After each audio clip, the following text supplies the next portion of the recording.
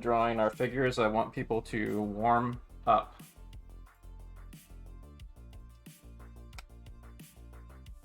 But first, there's something I need to fix. Shit.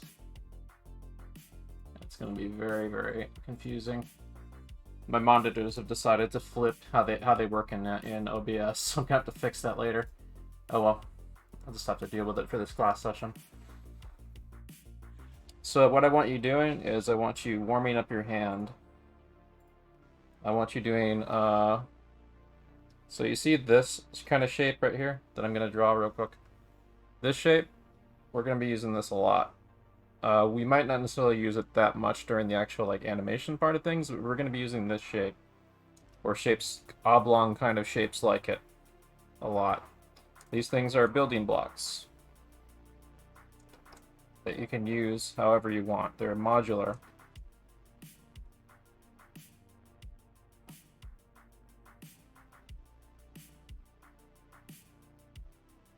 And you use them kind of like art ticker toys a little bit.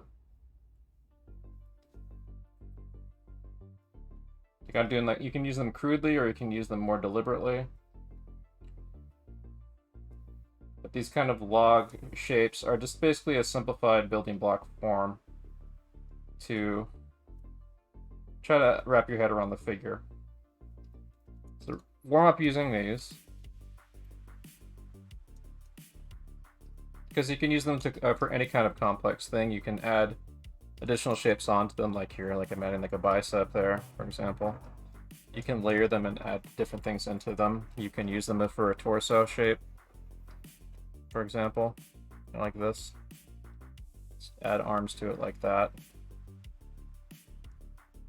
And these become like your basic building blocks of just quickly throwing down a figure. It's like instead of like having to do like a cylinder or something for a simplified shape for the leg or something, or a box form, whoops, or a box form, something that's like a lot more complicated to draw in. You can just like in one continuous line do something like that. You can also add additional stuff to it. You can carve in additional shapes. You can add additional information onto it, and so on. So I want people to kind of warm up using this shape. You see, I'm so practiced at it. I can like do the version of a perfect circle of these things in one go now. So feel free to practice these things on your own time. These things are in a regular shape. These things are not 2D shapes, by the way. These are not flat shapes. Every time you're drawing them, I want you to be thinking about them three-dimensionally, because you can create foreshortening and stuff using these things. You can also animate them very easily too. But they become an easy way to create like building blocks for constructing figures and stuff, and they're also a training wheels to warm you up with understanding 3D forms and things. So we're going to be getting started very shortly on a 20-minute drawing set, using 2-minute poses on the left here.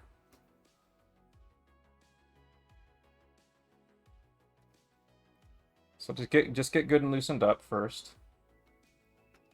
And also, if you are joining in our Discord, you can find the links to the find the links to Magma Studio, which is the online drawing app that we're using for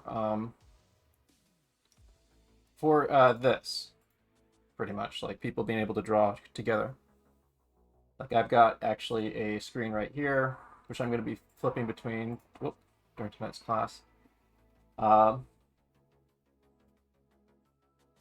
I'm going to be flipping between for tonight's class so I can draw over people's stuff. Another thing, though, is tonight we are going to be making use of animation apps. So if you have an animation app like Blender or OpenToons or whatever animation app that you are most comfortable in working in, get that ready for tonight after we get our warm-ups in. Feel free to actually warm up in the animation app if you like. I'm going to be using probably Clip Studio, which is what I'm used to. In the future, I actually want to use Blender and some other things. Blender and probably Toon Boom Harmony. And I think that the animation class I'm enrolling in, the instructor is teaching in Photoshop, so I might wind up using Photoshop when I'm in that. But yeah, I'm probably going to just do my warm-ups in clip because I'm going to be needing to draw in clip, so I'll do that. But I'm still going to jump in uh in Magnus Studio when I get the chance. So I'm going to be getting warmed up, and people will be able to see other people warming up on screen. Feel free to take any of the drawing spaces that are open. Usually keep it around to like 1 to 2 people per drawing panel. They're all linked by panel in the Discord.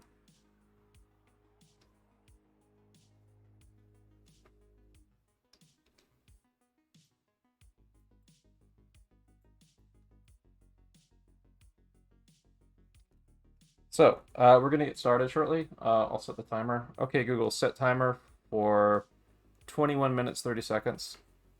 21 minutes and 30 seconds. Starting now. So we're officially going to start the set on the next one of these drawings, but I'm going to warm up my hand with some scribbles and stuff. Actually, I need to save this file as the right name here. Oops. Yeah.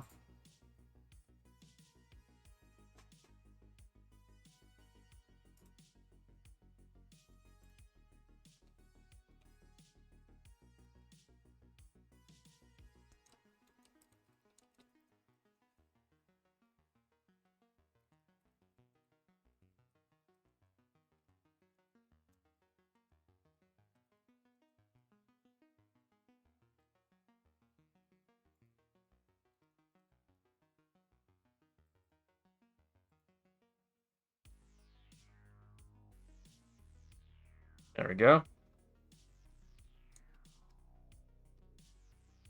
Just gonna scribble a little more before I get the next drawing.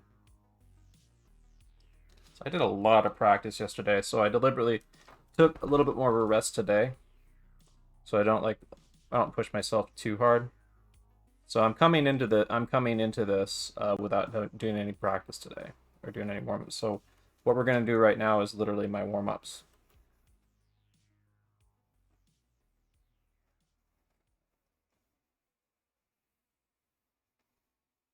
And that's okay. And I have a reliable tool in these kind of oblong shapes that I'm using to kind of build out the figure. I'll also be using like a mix of like gesture drawing and stuff and finding like line of action, but these kind of oblong shapes help me kind of build up confidence and like observe things and how I'm placing stuff and so on. So they're really handy because I'm thinking about the figure in terms of weight and in terms of mass in 3D space. Something that I wanted to do this week, we may get to it either Friday or Saturday, is I wanted to integrate more perspective stuff. The other thing I wanted to do is I want to do hands. Let me actually bring up the thing I was working on yesterday because I did a lot of hand studies yesterday. There we go. Check this out. I did all these everything in this file was yesterday. Look at all those hand studies. This is using this method. I also did some awkward figure studies. Like I'm still kind of like getting a better sense of like how to pose out the figure using this stuff. They come out a bit stiff and a bit awkward right now, but I'm still working on that. Like this is kind of stiff, but the sense of mass is starting to get better.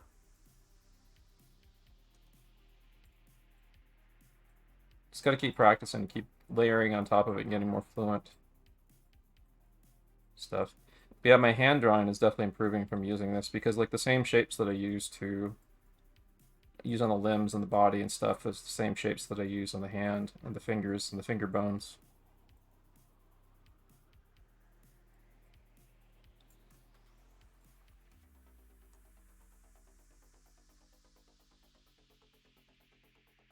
Some more warm-ups from yesterday. Just trying to do a little inventory of what all I did yesterday. Some other warm-ups.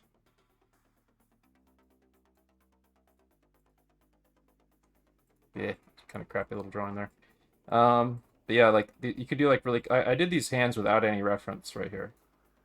This is just like this is just using the knowledge of construction and like previous observation and studies that I've done. And these are also without reference right here.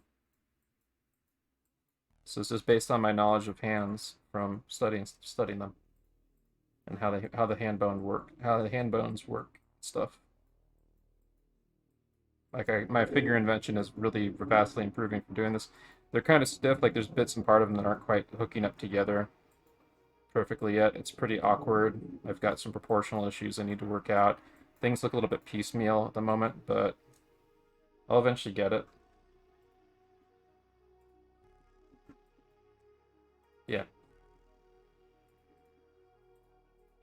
The old practice thing. And this is why I kind of took a little break today, because this was a lot of like manual dexterity improvement type stuff. Anyway, so now I'm being a lazy ass, but I wanted to go over that stuff to kind of like reorient myself to remember where I left off, you know. So I'm coming into this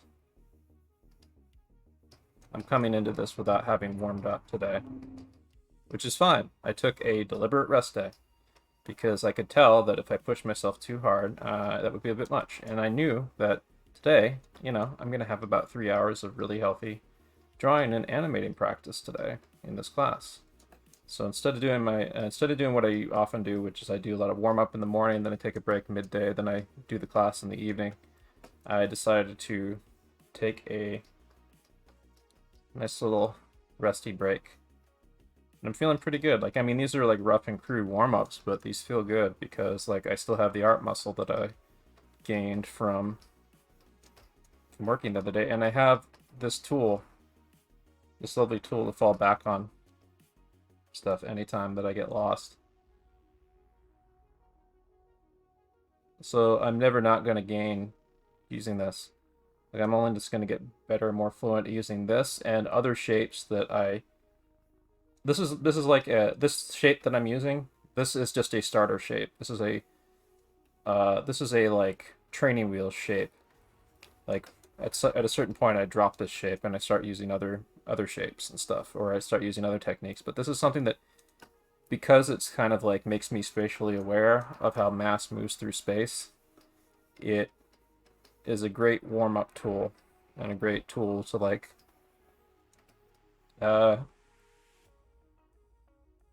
to help me not like get overly sketchy with stuff, and to start thinking in terms of those masses that need to move around in 3D space.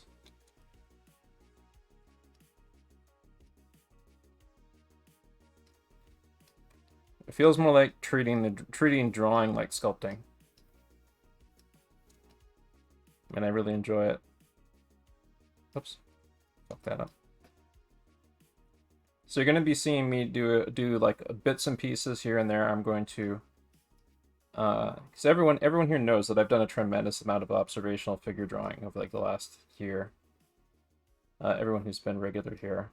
So you're going to be seeing me do a lot of deviation from that, because this method that I'm using, I'm trying to use it for figure invention. And also tonight we are going to do some very serious observational drawing from the animation that we're going to be looking at, or the slow motion footage that we're going to be doing animation. That's I don't know what the hell I was thinking with that. Again, these are raw warm-ups, so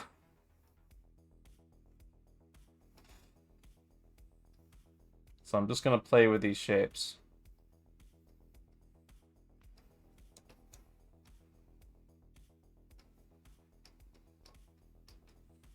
Anyway, for me, the next step would be, because I'm like kind of figuring out how to use this method more, I'm going to start looking at tutorials and other inspirational stuff of artists that are working through making like quick sketch illustrations or drawings and stuff.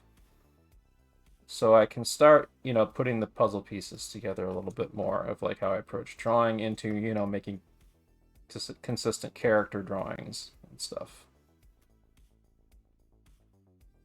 I feel like that and a few other things would be the next step for me. In addition to, you know, the animation stuff that we're doing with like the live action footage.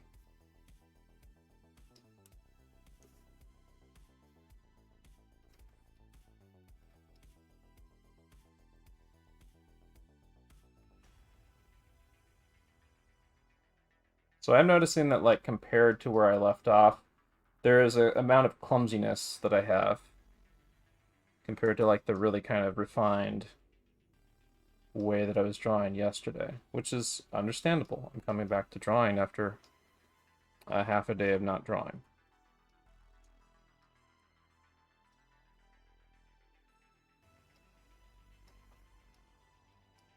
The plan for me, by the way, is we're going to get in a good drawing session tonight. I might feel like drawing a little bit more after class too, but at the very least, I want to get the drawing session in for tonight, get some good animation studies from slow-mo footage, and then either maybe draw a little bit more after class or take a nice rest tonight. And then tomorrow, I'm planning on doing a lot of studies. I have some things in mind that I want to look at for study.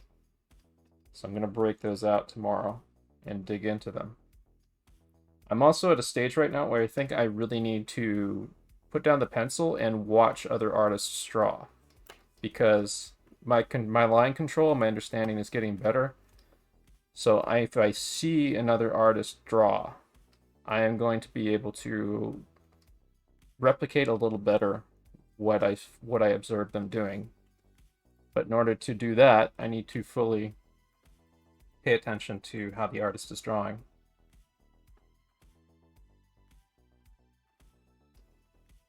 So I'm going to be going through some stuff like that tomorrow on my own. I might do a little bit of it in the Discord, but, you know, it's kind of iffy whether I do those study sessions.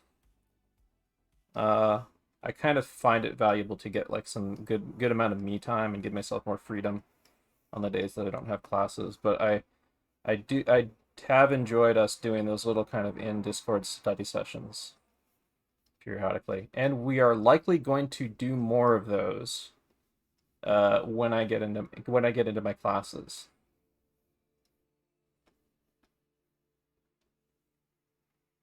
Because then I can talk off stream a little bit about some of what we're doing in the classes and stuff, you know, with discretion, of course. I don't want to be an asshole and just like blurt every little thing that the instructor's giving students, because like it's a paid class and stuff, you know.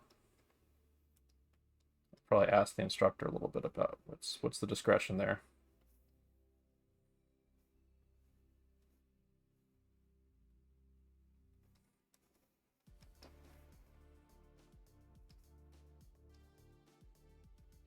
But yeah, I mean that's the idea. Like this is like drawing like this is starting to become second nature. So I want to start doing other things that are going to become second nature. Like, what's the next step for this? Am I going to play with putting like drapery on top of this, for example, like this over here? Start playing with principles of drapery. Am I going to layer like different aspects of anatomy into things? Am I going to build up consistent figures over and over again?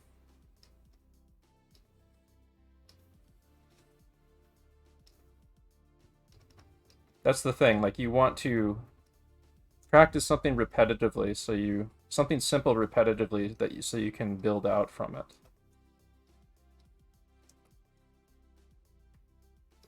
For me right now, I am at the point where I can kind of make smarter executive decisions about what I need. I mean, like, you've seen the sheer amount of volume of work I've been putting in. So I'm starting to develop a much stronger sense of my identity as how I process things, what I want to say with my art as I develop. And also I have a better understanding of how I learn and how I process information now than I used to. So this tool right here this shape has been a key missing link for me. It's just a simple thing that I can, at this present time, use to fall back on. That helps me make sense of complicated stuff.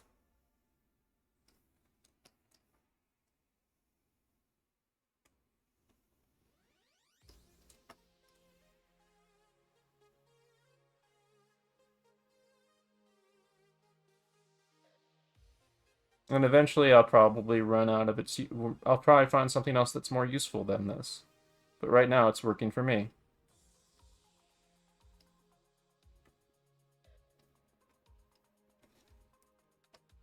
And I hope that it's working for some other people too.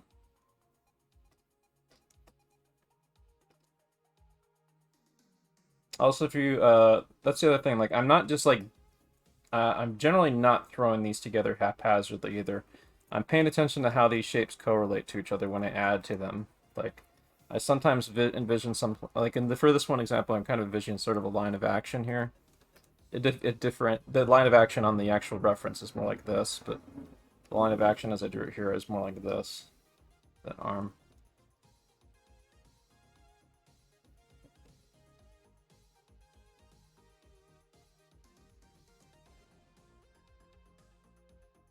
But I'm trying to come up with a approach to drawing that unifies everything I do,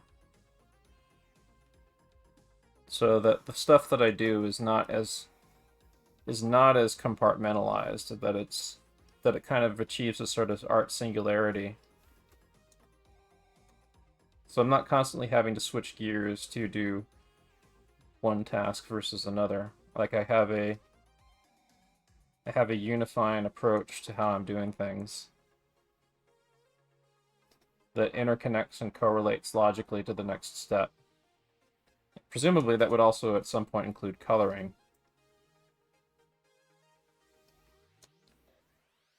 Value in colors, because I eventually want to get into that. I am an animator, but value in colors can be nice to get into a little bit more too, for sure. Another thing I like about this method is you can immediately see where things are big or too small out of proportion. Like I can tell that this arm is way out of proportion to that torso that I made, but it's easily fixed by either redrawing it or like resizing it. Like this method lets me treat the figure as a character puppet, like in Maya or something. So I can literally just repose limbs as if they as if it was a 3D puppet.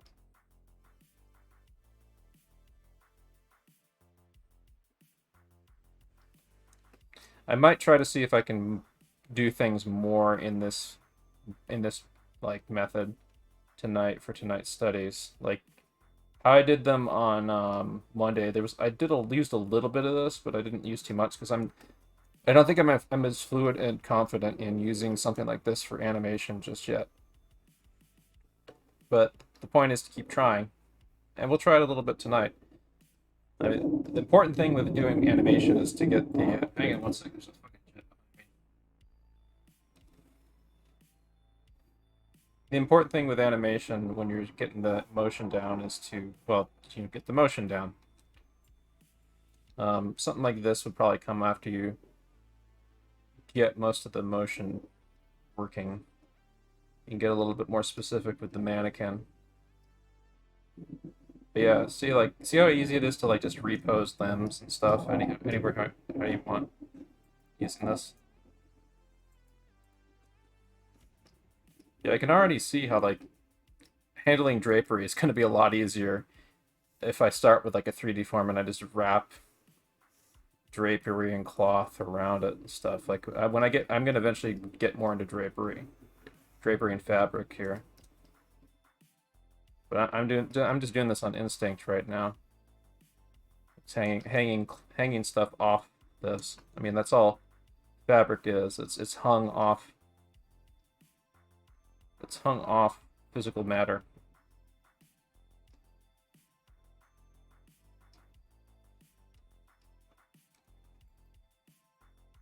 And there's different kinds of folds and creases and things like that. That there's an anatomy to how stuff twists and folds stuff, but we're not going to get into that too much. I'm just kind of doing a little refresher for fun.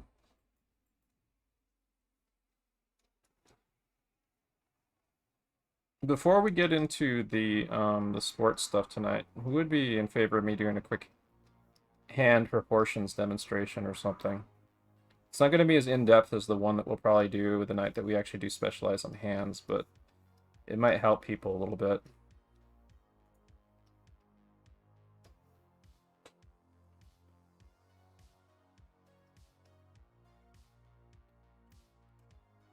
I don't see why not. I think that could be a good idea.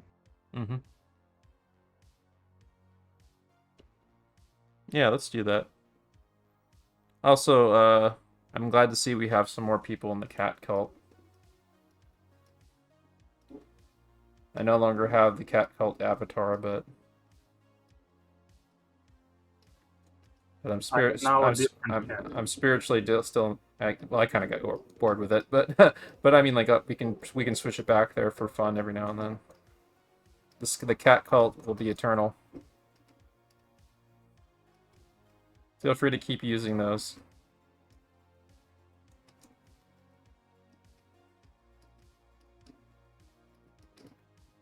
Yeah, I had to leave the cat cult because I'm now the president of Wilkins Coffee. Anyway, today, like, don't stress out about today. Today we will have fun. That's the name of the game. Anytime you come back after like taking a little, even if like it's like a half a day break, like I did. Anytime you come back raw to the drawing table, you should try to have some fun to start, because you need to warm up. You should do like some rote drawing drills and stuff, but I would say that for us today, so this is really off right here, but I would say that for us today, yeah, this is, I messed this up. The basic idea is kind of there, but man, I got the fingers all fucked. Anyway, so yeah, you see how like I'm drawing a lot cleaner than I used to when I do like my sketching now using this stuff. But yeah, anyway, when you come back to drawing after break or something, you should try to have, fun with it, because it shouldn't be a chore, and you should try to get some juice into it before you start getting serious, That's what the point of warm-up drawing should be. It should be something to have some fun and loosen up a bit. And today we're going to be having some fun. So you can see here, like I made this forearm way too long, things like that. Okay, Google, stop. There's a lot of stuff that like gets easier to observe the more warmed up that I get. I don't understand. Okay, Google, stop. Stupid. Yeah. Yeah, there's also like little errors and stuff that little recurring errors of me making like the forearm too long here and stuff. I'm gonna want to pay attention to.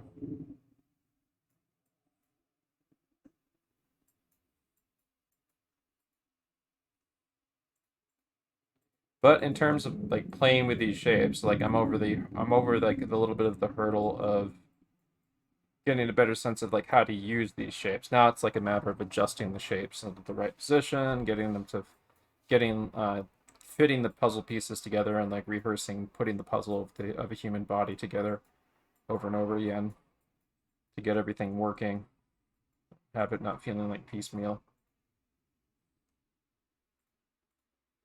And that's just going to take time and effort and repetitive practice and iterating and growing on stuff. I'm going to be doing the best I can with this. I'm planning on taking that analytical figure drawing class that I've been mentioning during during the summer, and that'll definitely juice what I'm doing. For now, I'm going to be trying to like. We're gonna stop. Somebody asked in Twitch chat, what do I draw for fun? Anything that makes you feel good. That you want something that is fun, but that's also productive for you, and productive and healthy for you, for your drawing habits. For me, I found that playing with this shape like a Tinker toy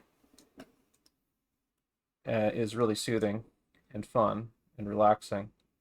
So this is like my art dharma right now, of just enjoying it. You want to be an enjoyer, not a fan. You want to be an enjoyer. It's very important. A shape enjoyer.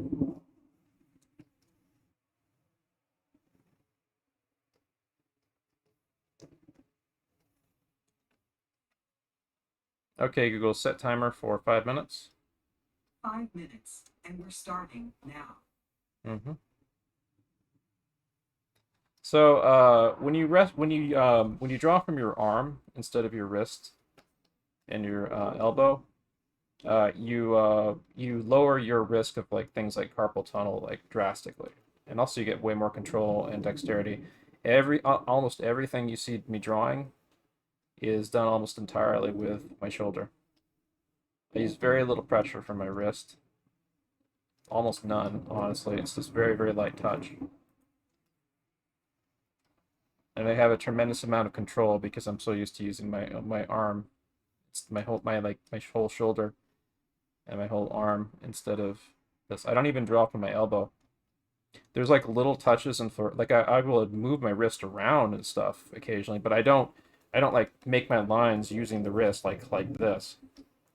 Like this is me using the wrist right here. This is me using the arm right there. I have a lot lighter touch. I can control it. I can press when I want to. And when I do, I use the arm to press. I don't use my wrist. I actually sometimes push my body forward a little bit in order to apply that pressure to get that line variation, that darkened variation in this case on this line.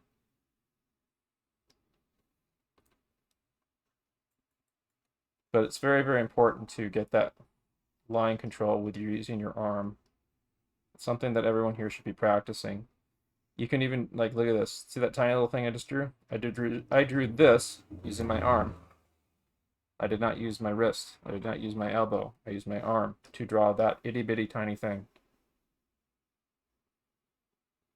Same with this. I drew that using my arm. I did not use my wrist. I did not use my elbow. I used my shoulder, my arm. Whether it's big or whether it's small, you need to be using your arm. You can use it for big shapes. You can use it for itty bitty little shapes, like that.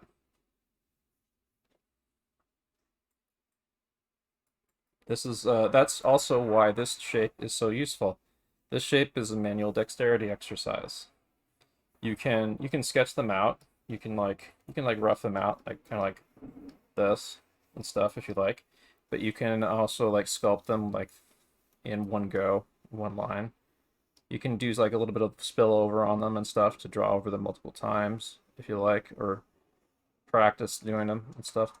I mean, like going over them several times, I think that has limited value. Maybe go them a couple times if you really kind of need, like maybe 2 or 3 times or something like that if you want to do it as a dexterity thing. But honestly, like the best way to use these is to just like fill up a page with fill up a page with them, but also try interlinking them to create new interlocked shapes, stuff, and like see how they work, see how they look, stuff. Like try to like say, I want to turn this into an arm or a leg. I'm going to turn that into an arm that is turning its forearm away from us. So it's foreshortened. There's the base of the wrist down there. This is like about what the deltoid would be. It's about where the bicep would be. I'm going to put like a little cap point here for the elbow. And there's like maybe a little palm wedge down there. Add another itty bitty shapes down there at the end with the fingers.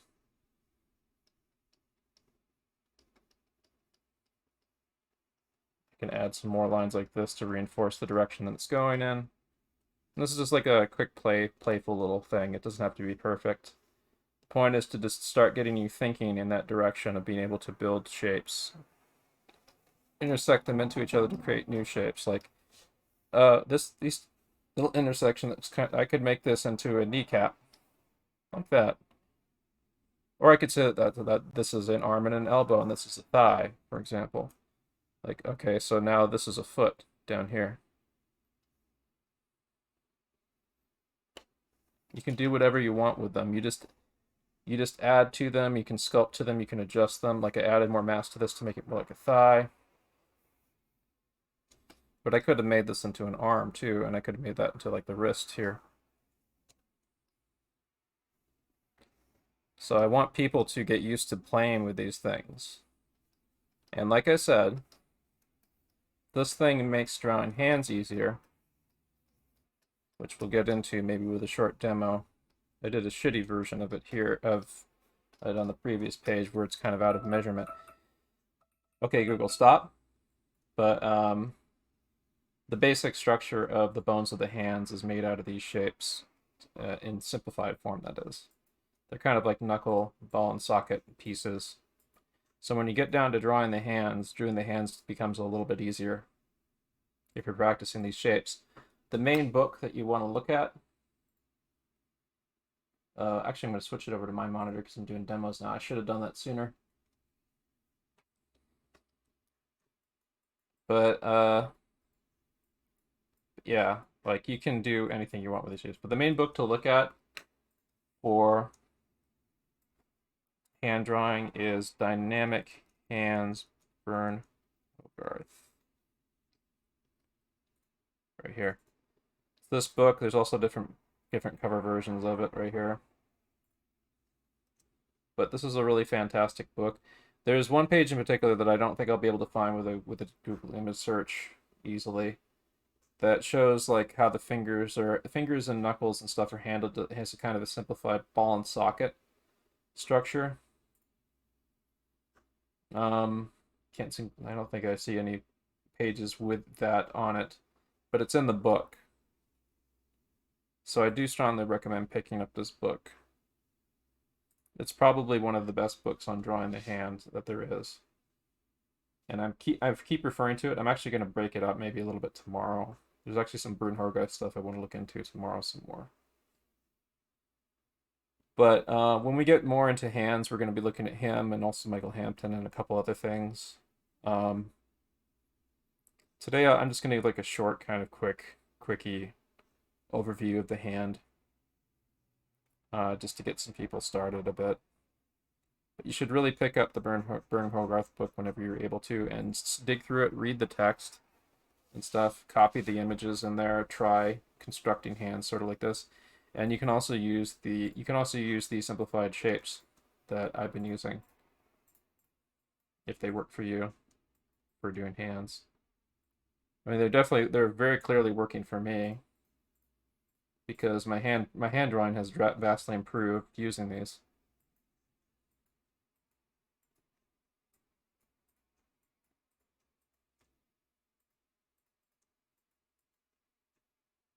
Like, hands become a lot less scary if you are using a drawing system that is a natural complement of drawing hands. So when you get down to the hands, you're just doing the same kind of stuff to describe the hand that you describe the rest of the figure with.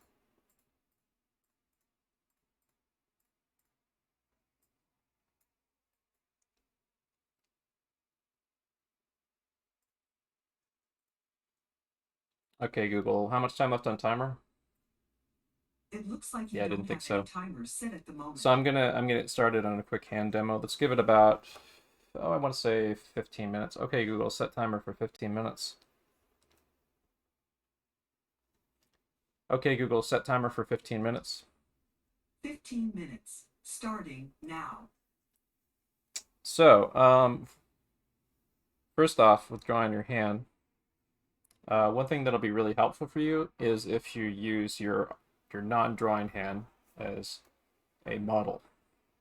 I will often use that, but sometimes I don't even really need to look at the hand. But I will subconsciously often take on the hand poses of whatever hand I'm drawing with my non-drawing hand an awful lot. And it definitely helps. But in any case, like, so here's how I generally approach drawing hands. Well, first off, we need an arm to start with. So I'm just gonna do like a simple forearm shape here. Just have us somewhere to put this. It's one of our simple oblongs. This one I made kind of a cap point here because I'm gonna have a base of the hands rest there. So inside your hand, there's this little kind of base of this massive bone, of the multiple different types of bone right here, that kind of sit on the bottom of your wrist there, or sit at the top of your wrist there between the bones of the forearm. I'm simplifying basically the idea of this with this little kind of egg shape here. And this from here is where from here is where the knuckle, the metacarpals, parts of your knuckle that are inside the palm of your hand originate from. So usually how I like to start it is I start building out the bones here. Like I'm going to start usually with like the middle finger bone, because that sort of establishes the length of the hand.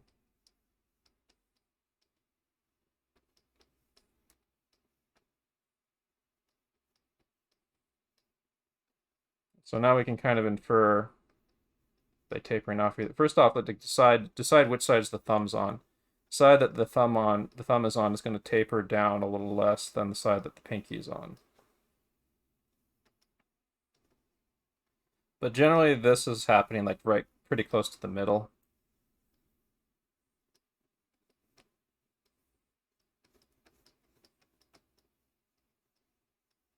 Also, this is not perfect what I'm doing here. This is you're gonna want to study Bern Hogarth rather than me, but this is like kind of a simplified way that I like to approach the hand. It's like kind of a ball and socket thing. But so a big thing that's a recurring shape on the hand is these kind of rhythm lines that carry through the knuckles. You can see them when you close your fingers together on your hand. A little easier.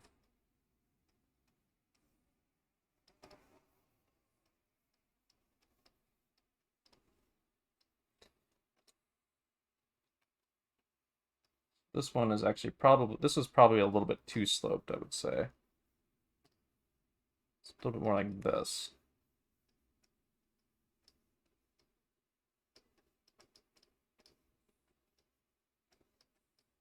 So one of the main structures of the palm is this thing called the palm wedge. And it is basically kind of a wafer sort of thing that sort of bends a bit. Like here's the knuckles out here. Knuckles would be coming out from here. Thumb would be here, and the palm facing downwards like that would be like that. If you're looking at the palm wedge from the side, looks something like this. This part equidistant to that. Like here's the fingers section right here. Palm, fingers and palm. The underside of your palm is fleshy. The top side is more bony. So it's kind of like this sort of shape to it. The same thing is actually true with the underside of your fingers too, by the way. Another thing I want to make note of before we go further with this is the way the fingers work is if you actually measure them out, like this is roughly about halfway size to that, I think. Yeah, this is like this is slightly smaller than your second knuckle is a little bit smaller than your first knuckle. Your third knuckle is a little bit smaller than your second knuckle.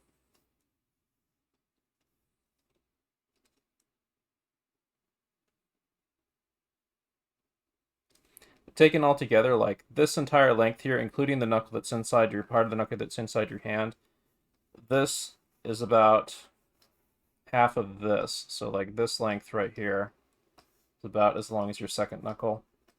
Then roughly about half of that is the length of your third knuckle. So it's like one half, one half. One half of that, one half of that. Like that. And this of course counts the part of the knuckle that's inside your hand right there. And there's our little base of the palm right there. And inside here would be it's kind of an arching sort of thing for the palm, for the bones that are in your palm. So the palm wedge viewed from the underside is going to look more like this. And because these things are, the palm wedge is basically, there's like 4 long bones connected up to a base of bones that are inside the palm wedge. These things can bend inward and stuff because it's just like fleshy mass. It's flesh and tendons between them. So it's very squishy. So the basic form of this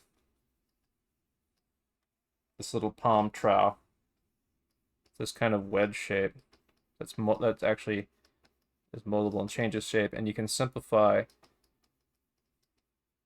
the structure of the underside of the palm with a little triangle in the middle right here.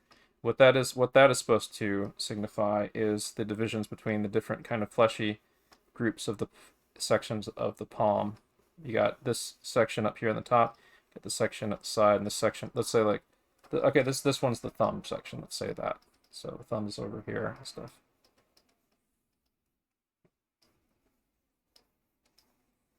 It's part of it, I think. Yeah, it's part of it. But yeah, like, anyway, so for this one, I'm considering this one as if we're looking down on top of this hand.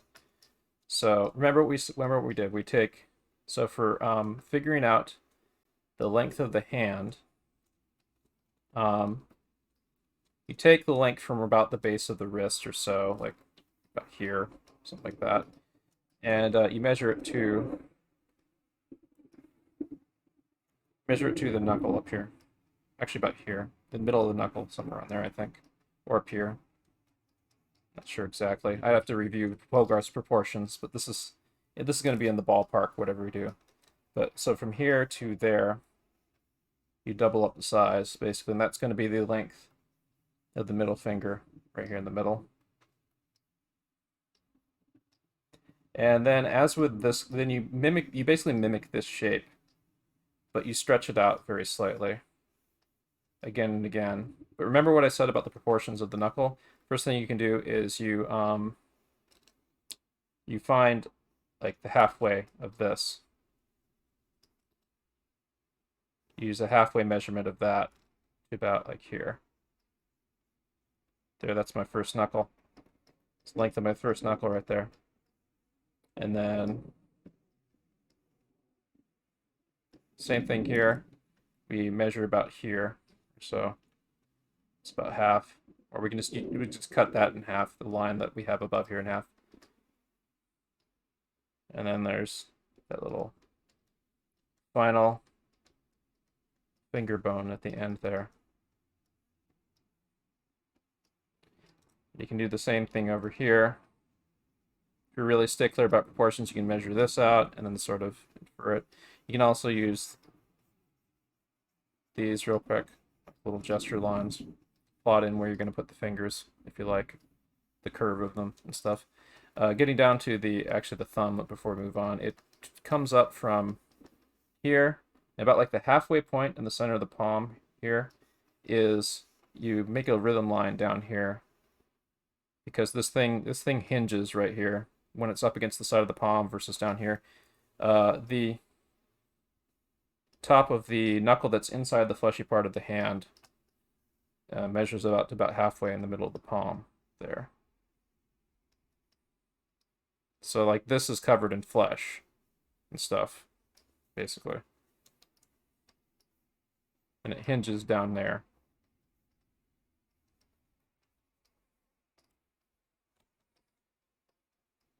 I'm just gonna move through. And then we got two more knuckles here.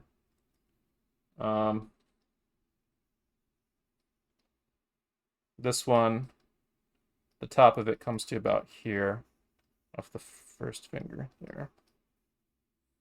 So that means that you can actually see how it works if you line it up and move your thumb up and down here.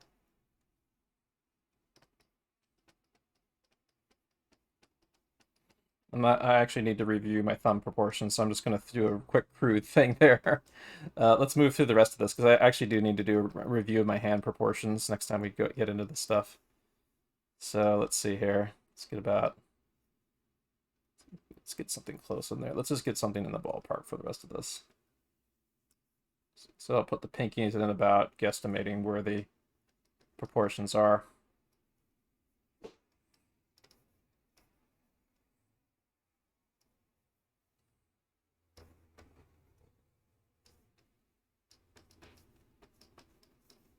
Put in the rest of the knuckles stuff. The pinky finger comes down a lot further than the other knuckles, by the way. We'll get more into the specifics of the proportions of that in the future, but I kind of want to just move on now.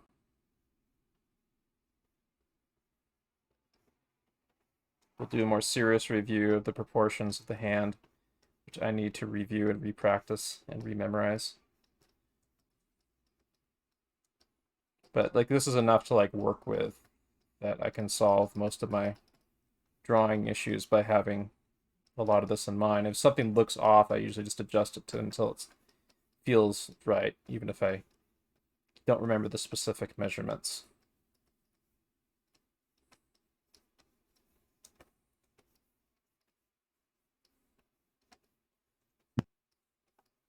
So even though this is probably not perfect, definitely not perfect, this is starting to look like a plausible structure of a hand. Stuff. But anyway, so I just wanted to share that, and then like and then from there you just start thinking of it three-dimensionally. Oftentimes you'll see them either start with the interior knuckles, which because for me that's fun. Then I just start building out the hands and stuff. But also a lot of times you'll see me start with a palm wedge, and then I'll put the knuckles in or something like this.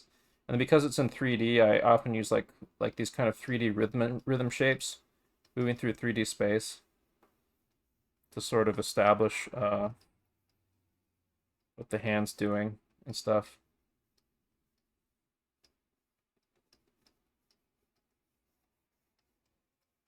To create rhythms between the knuckles as they relate to each other in 3D space, basically.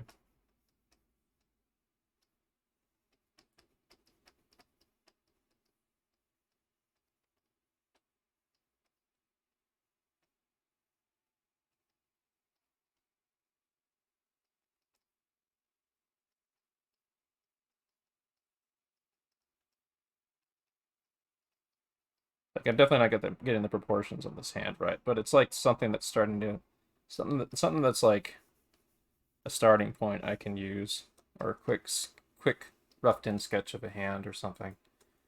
Yeah, let me find that other sketch I did yesterday when I was pretty warmed up. Yeah, these right here. You can see like for these I started with just like the base of the palm, and I grew out the fingers, and then because I'm thinking about the whole thing three-dimensionally, yeah, and same thing here. I had like a severely foreshortened hand. Yeah, starting it with like those interior knuckles and thinking about it in the 3D space and stuff. It's really fun. And it also helps that I've looked at an awful lot of like those skeleton hand models before. So I kind of have those in the back of my head.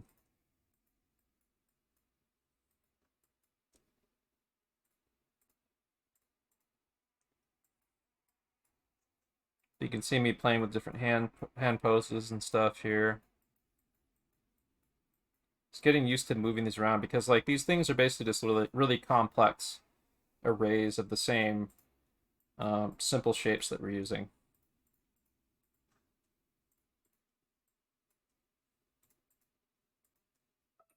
Okay, Google, stop. So we're going to be taking a, okay, Google, set timer for 5 minutes. 5 minutes, and we're starting now. So what I'm probably going to have us do next is I'm going to have us do another drawing set. And after that, we will do at least two live action animation studies this evening from slow-mo sports footage.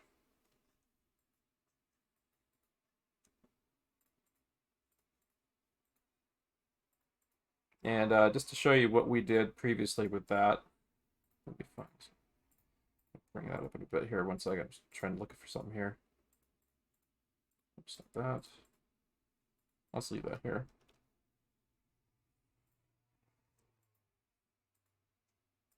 Yeah, there's some proportional issues I messed up on this thing. That's okay.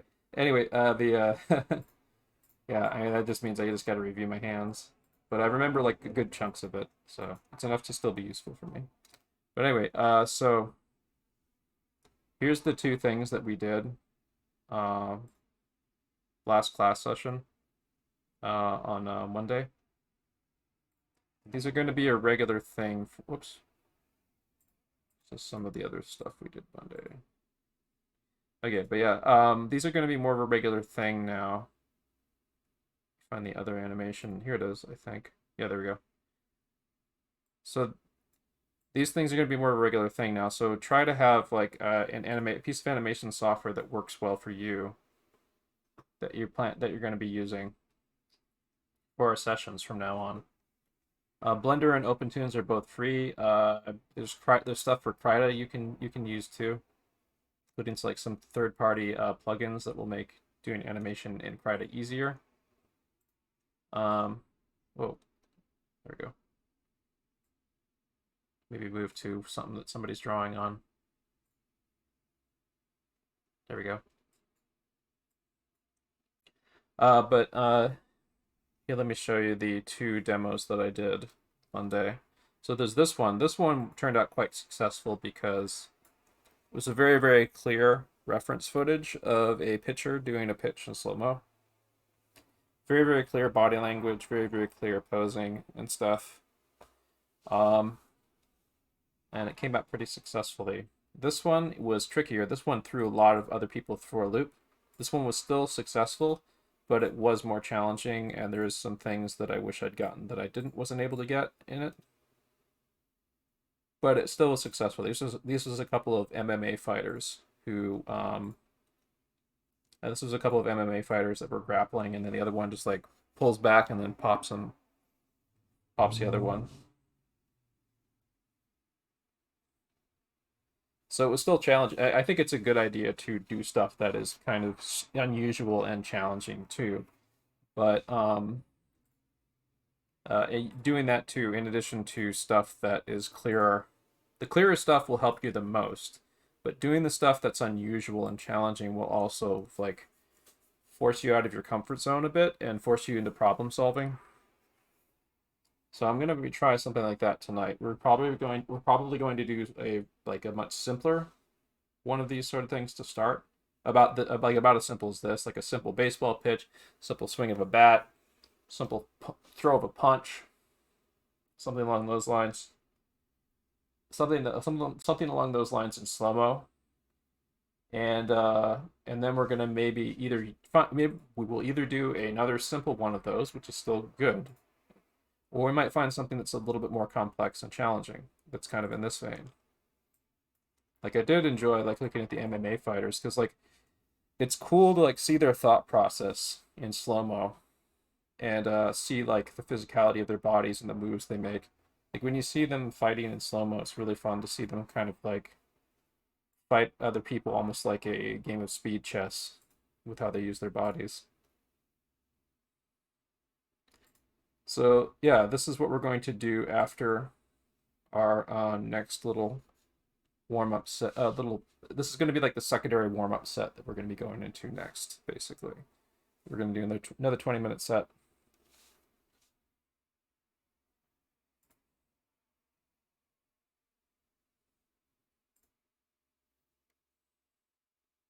Okay, Google, how much time left on timer?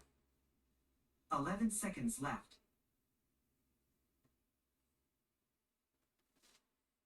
Does today's jazz count towards the homework?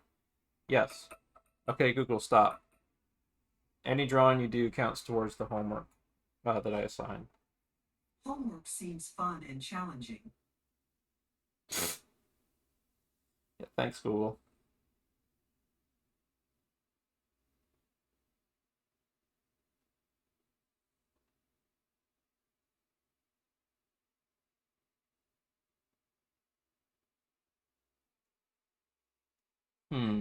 All right, so damn, I actually paused the music. I didn't mean to do that.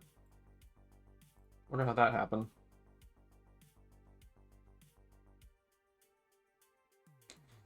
Yeah, take a good look at this because it's what we're going to be doing after we do our next warm-up set. And speaking of warm-up sets, let's take a look at what happened in Magma Studio Land. Oops, wrong thing. There we go. Yeah. So Magma Studio is really fun, and I love doing the Octo class format where we get to take a look and see what everyone's doing.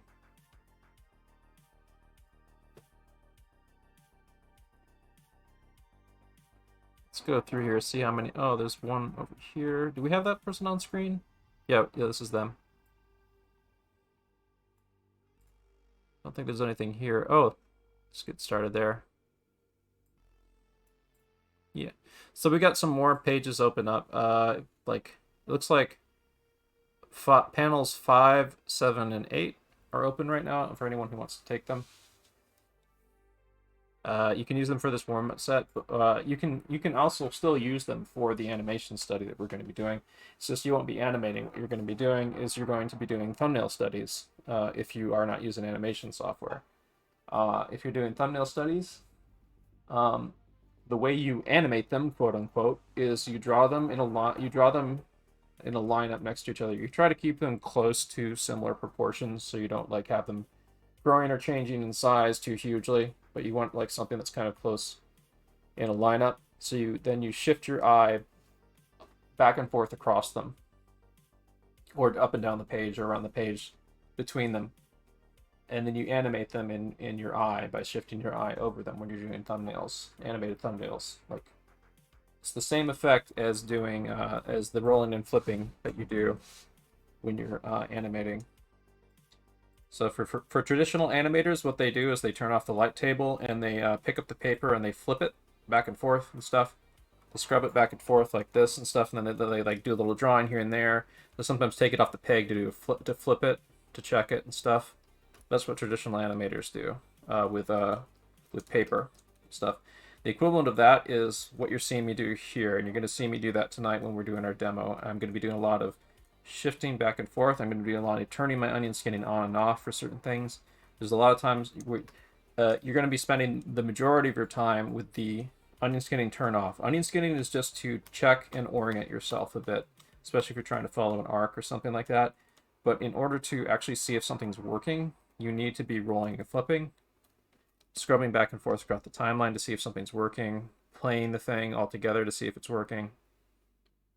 It becomes like when you get really into animation, it starts to become something that's not very formulaic, because how your impression of motion can sometimes be very abstract. So you need to kind of basically jump through this and say like, maybe if I add a little bend here, it'll help here. Let's sketch that here. Let me fix the little thing here. Oh, I'm gonna fix here, and you just go back and through and stuff, and you like add more to it and stuff. Our initial pass is going to be a first pass where we go frame by frame, picking out key moments from the slow motion animation that I'm going to pause us at and give us about like 2 minutes to draw each of them, I think, with like a 20-second interval basically of like picking the pose, which is what we did last time, and it worked out really well for this. And then after we do that, we figure out if there's any additional in-betweens we need to draw, and how we're going to time out this in order to create something like this. Fucking hell. I didn't put it on the screen, did I? I'm gonna have to restate everything I just said. I'm a fucking idiot. Okay. So, just let me just review. So this rolling and flipping right here is what I'm talking about. Like when I got like hotkeys on my keyboard that let me roll and flip. When you're doing your animation thumbnails, you create the same effect by shifting your eye back and forth across them. But most of the time when you're animating, you're going to be having your this is onion skinning. I use that to kind of orient things to see if volumes are working okay, if volumes aren't growing and shrinking too much, and to plot things. But I will keep that turned off most of the time and make most of my decisions by rolling and flipping and scrubbing the timeline, like shifting back and forth here and stuff to check stuff, because you need to get an impression of the movement in order to animate it. You need to keep the flipbook alive in your head. You aren't just going to be like blindly animate this. You need to scrub and roll and flip to check things, to see if things are working and lining up. Our first pass on this is going to be, we're going to be making drawings like this, like these and stuff, where we pick out the keyframes of the live action animation, of the live action reference, and draw them. And then after we get them down, we go back through, we time them out, and we add in maybe a few additional in-betweens, in-between drawings or rough drawings and stuff like these that I add at the end here that might help to sell the action, and we try to get something along these lines. That's the goal tonight, to try to get clips that look kind of like this.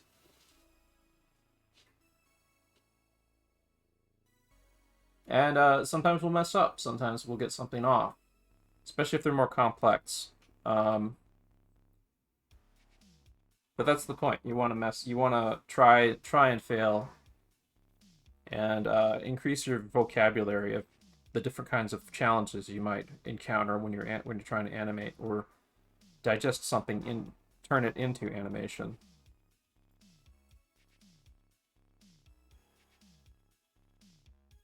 And also the other value of using slow-mo is the slow-mo just lets you pick out the frames that you need from the poses you want, but you can design the timing of the action yourself. Like this right here, I did not design the timing of this according to the reference. The reference was slow motion, so it was not moving at this speed. I designed this based on my own judgment, using the poses from the slow motion.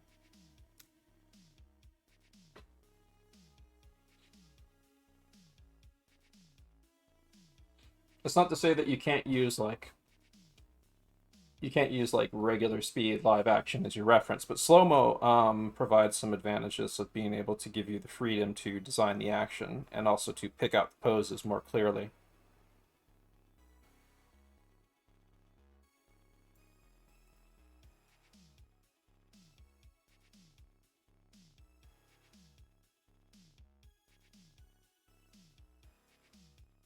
Okay, Google, how much time left on timer? It looks like you don't have any timers. Are you kidding me? I thought I did set it. Fucking hell. All right, we're going to be getting, I'm going to set it for two minutes. Okay, Google, set timer for 2 minutes. Okay, Google, set timer for 2 minutes. 2 minutes, starting now. So when that timer goes down, we are going to get started on another 20-minute drawing set.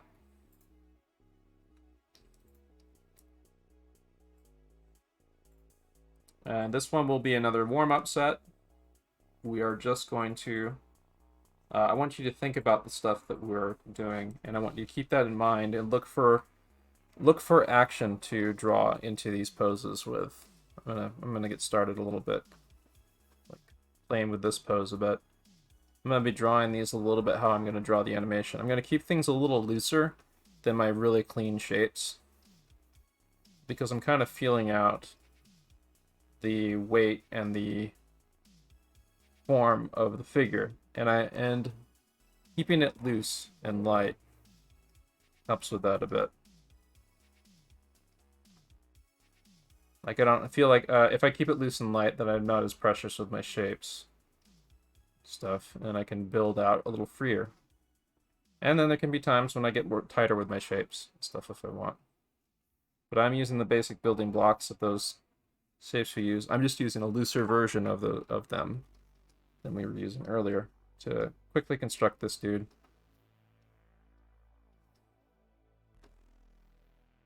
We're not officially off our break yet, but I'm starting on this guy anyway, because why not?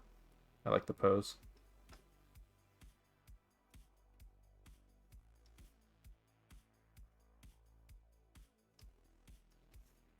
But about when this pose changes, I want to say, is when we're going to start the set. In fact, I'll probably just bump up the timer. Okay, Google, add 20 minutes to timer. Done. 20 minutes added to your timer. Cool. So we should have time enough tonight for 2 animation studies. Like I said, I want to make doing those studies something we do just about every time here, because it is going to, by osmosis, increase our visual vocabulary over time. It's going to be times when I'm going to have us do animals. It's going to be times when I'm going to have us do maybe vehicles, different types of moves, different types of acting, sports players some nights, people standing around and doing people watching of live action footage some other nights maybe. But I want to, but just as we've been like continually doing figure drawing from like tons and tons of poses I've been finding for like the last year in these classes on Twitch. I want to start. I always wanted to have us do what I'm talking about with doing live action studies, but I didn't really have confidence in us doing that. And now I've kind of found a formula for it that works. So we're going to be using it, and we're going to be continually evolving it.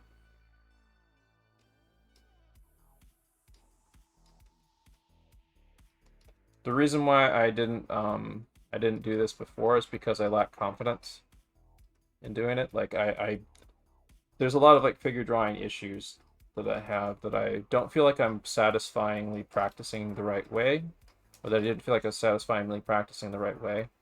But now that I have this sort of thing to fall back on and build out of, if I get too loosey-goosey or whatever, like that's something that gives me more confidence to move forward with doing more live action stuff now.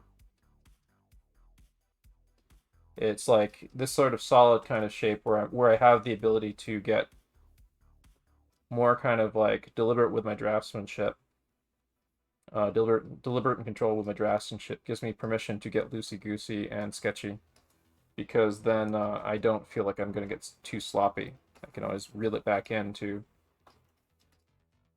I can give myself permission to be super sketchy, because you need to be super sketchy when you're doing animation a lot of times. But I have the ability to reel it back into control more than I used to.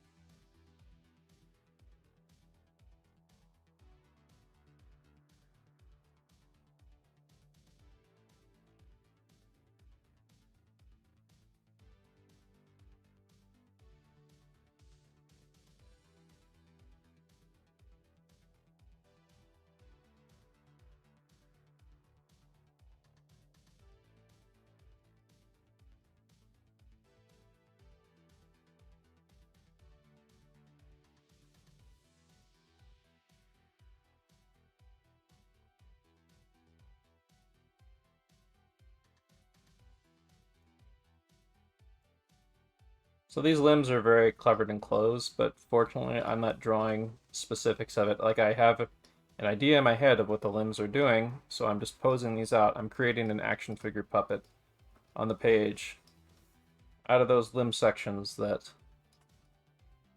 I have. I'm not literally drawing the thing. I'm just kind of using it as using what I'm looking at as a little bit of a starting point to construct a puppet that should stand up on its own.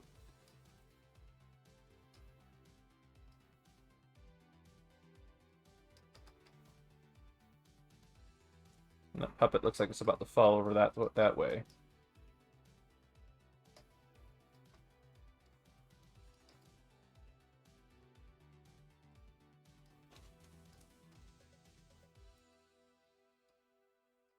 But I think some of that is to do with the action that's being performed here. Like they're kind of in the mid torso twist.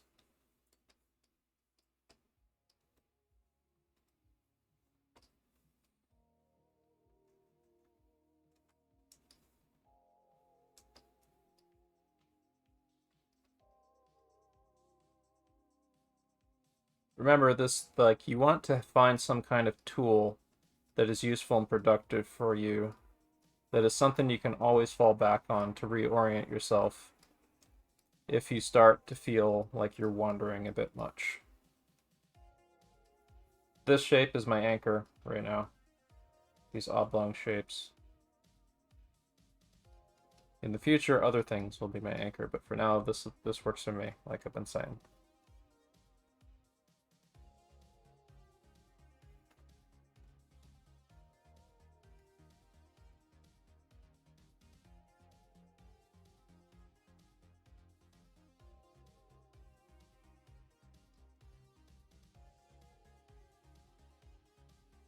Try to find tools that are fun for you to draw, too. That's the other thing.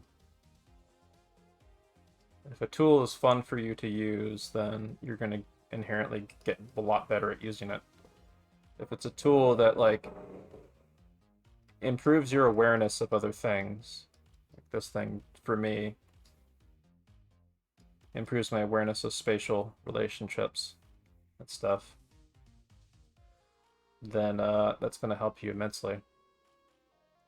Look for tools that are fun for you to use and that meet you at your current level, to help you see things better. Like this thing built into it is like an exercise to warm up my control, my draftsmanship, my ability to construct shapes, construct things, construct figures, to embed gesture into shape and form, and to carve things into anatomy.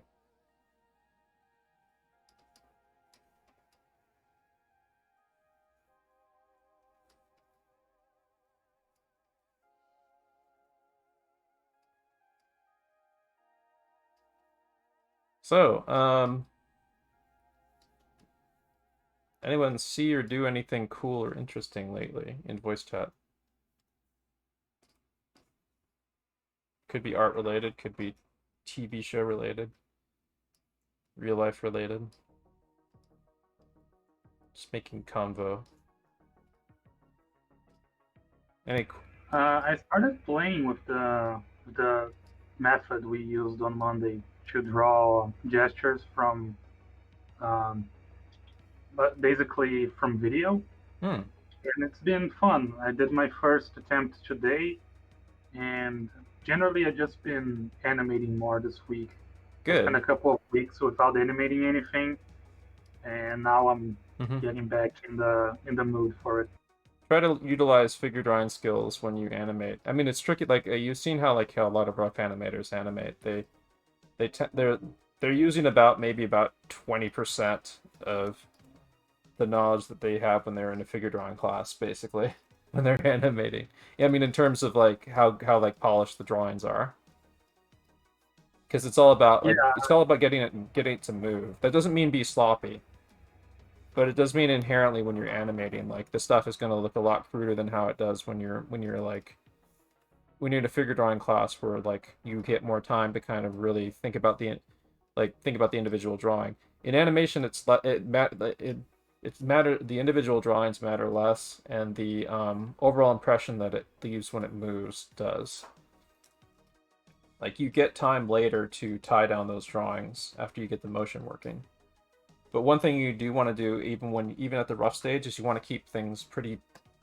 You want to keep the volumes on model of a character, so they're not like growing and changing size, or drawing and shrinking and stuff. Because because like the volumes, getting the volumes right is, and not having them go wonky on you will save you a tremendous amount of headache. Yeah, it's what I'm trying to get better at right now. Mm-hmm. A lot of it comes down to checking and tracking volumes. You also have to develop an eye for it.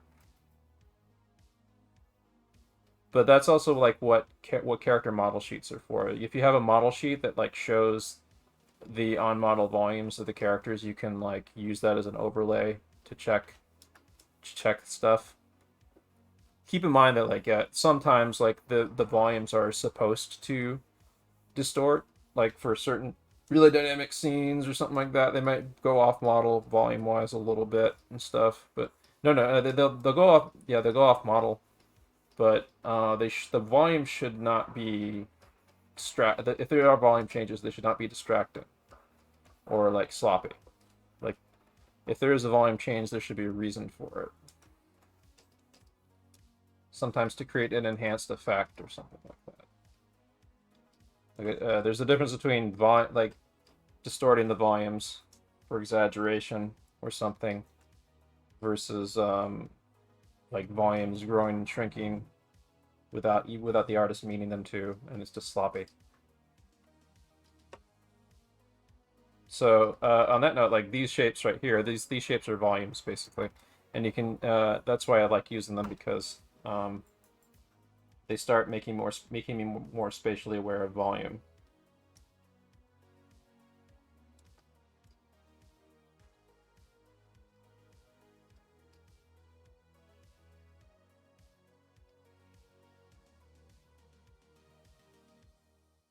And again, like these shapes, because they're so easy to draw, like I don't have to be precious with them. I can just fart them out. I'm not necessarily being sloppy with them. I'm trying to make good quick fire decisions with them to give a good impression with them and stuff. But I'm not worried about them being imperfect. Like I'm not trying to be perfectionist with them. I'm just trying to get them down and working reasonably for me. Because once I get something down, then I can start working. If I get something down, even if it's off a bit, I can start adjusting it. Oh, much like somebody adjusting their mic there.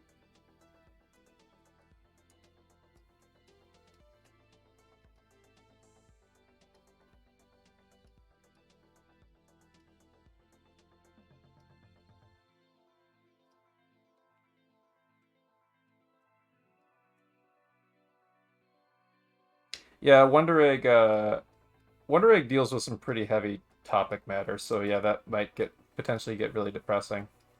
If you want something that deals with similar topic matter but there's parts where it gets a little depressing, but it becomes a very uplifting series. SSSS Gridman from Studio Trigger. It's a kind of a reboot pseudo sequel to the a series called Gridman that was kind of like this sort of standalone spin-off of Ultraman. That was a cult hit in Japan and actually had really dark, serious story to it. When it came over here to the U.S., it got turned into a kind of Americanized show called Super Cyber Samurai Squad or something like that. That's what the SSSS in the title is referenced to, by the way. But it is basically it's a reconstruction. It's a kind of a reconstructionalist take on like kind of Ultraman type show tropes, and it's sort of it's kind of like a positivist version of like some of the underlying alienation themes in Evangelion. The villain in the show is basically a Shinji character. You'll see when you watch it. The villain of the show is basically a Shinji type character who's become very nihilistic and stuff, and isolated, and so on. And the series is basically about overcoming isolation.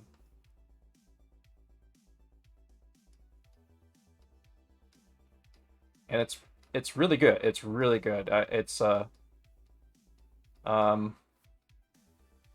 The best kaiju battles, or just best kind of any kind of monster action battles and stuff, is stuff that has emotional impact behind it, and this series does that really well. There's like emotional stakes for just about every fight that happens in the show, and it's really fantastic. I do strongly recommend it.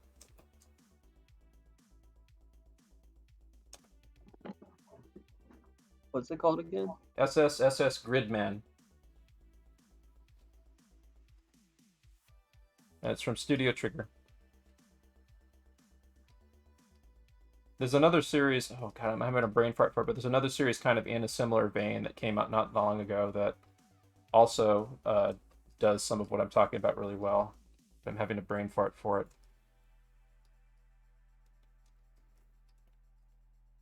That's okay though.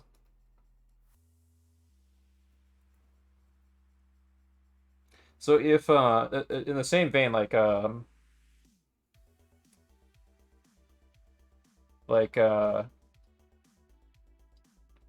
Evangelion is deconstructionalist of like Ultraman and mecha anime, then Gurren Lagann is reconstructionalist.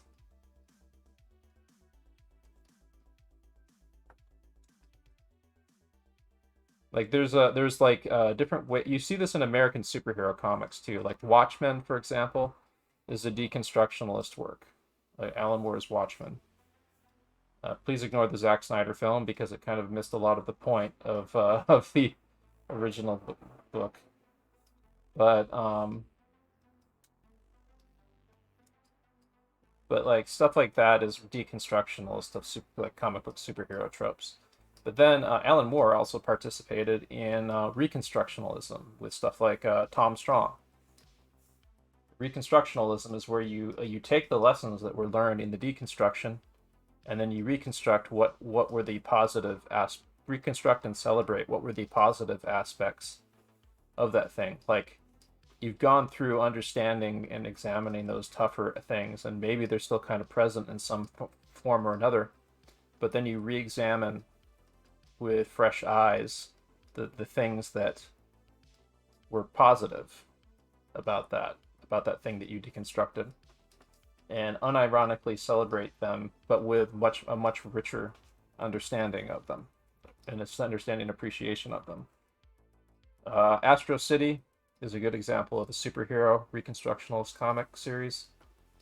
I'd say the comic series Invincible, which has just gotten a adaptation recently animated on Amazon, is an example of a reconstructionalist superhero series that still uses almost all of the deconstructionalist stuff, but is at its heart a reconstructionalist superhero series, because it is the core of its story is about the idealism of a kid who wants to be a superhero, having that idealism shattered, but persisting and becoming a great superhero, and becoming a great superhero anyway, because at the core of at the core of it, there's still like a good heart to superheroing, to superheroism.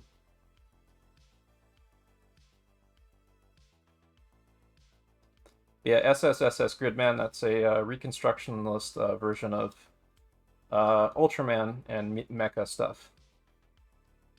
Gurren Lagann is reconstructionalist. Promare is reconstructionalist. Promare is reconstructionalist of actually like a mix of a lot of things. There's a lot of retro influence in Promare.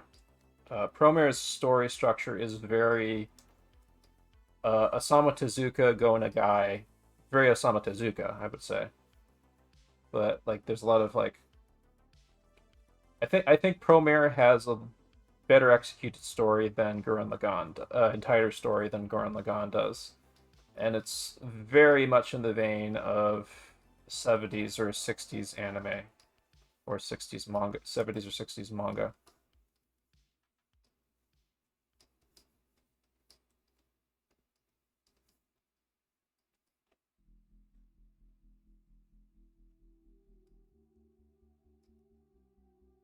Yeah, Megalobox is I don't want to say that Megalobox is a retro throwback series, I would say.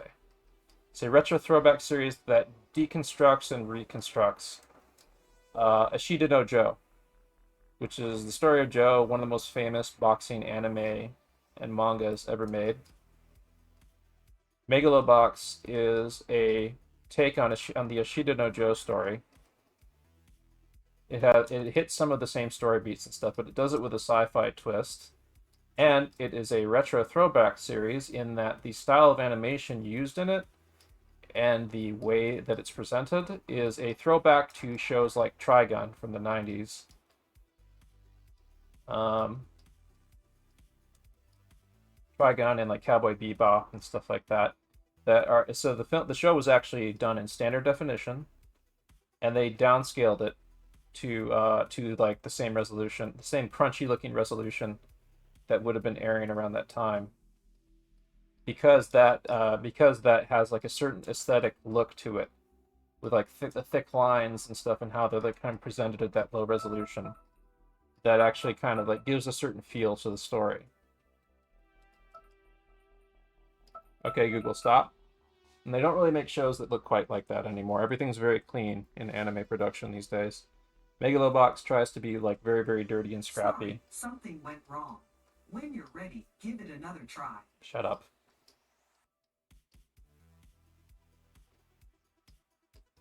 Okay, Google, set timer for 7 minutes. 7 minutes, and we're starting now. So on that note, maybe we'll look into some boxing tonight.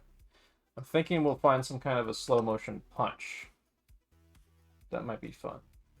Let's try that. Slow motion punch. Let's see what we get. Those are mostly close-up shit. But we had some MMA stuff of like fights. That's a little bit too much. Let's see. Slow motion boxing practice. Here we go. This is good. This is good. This is about what I wanted to find.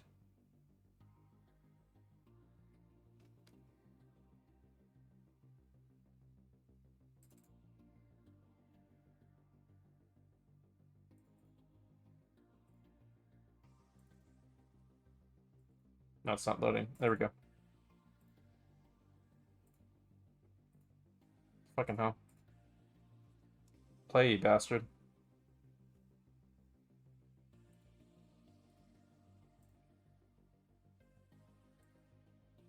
I love it when YouTube, like, it has something, like, on a server, like, somewhere where it's, like, inefficiently loading to you or something. Like, this particular file is just on, like, an obscure server that is not. Like, what the fuck? So annoying.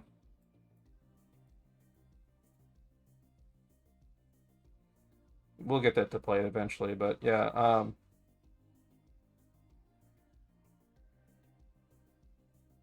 slow motion punch in the stomach. Oh my goodness. I think the slow-mo guys actually might be a good idea to do like the slow-mo guys do a lot of like slow-mo stuff of like physics and other things, not necessarily bodies, but like this is like stuff to look at definitely for like potentially doing effects animation studies. In the future we probably will do some effects animation studies. Maybe even using these guys or just anything really. You can find lots of slow motion footage of lots of natural phenomena and or shit like this where they're doing little slow-mo science experiments. Oh, look at that. How fast can hummingbird flap? Open into quantum in a wind tunnel. Oh my god. Let's take it. I gotta take a peek at this. And it's not fucking loading. Thanks, YouTube.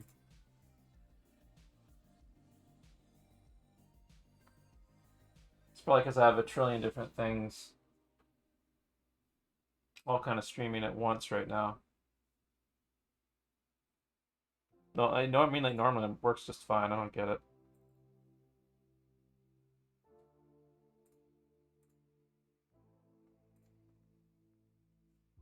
So putting it at 144p help it? Yeah, it's like a YouTube server thing, I think. It's causing it right now. Fucking hell.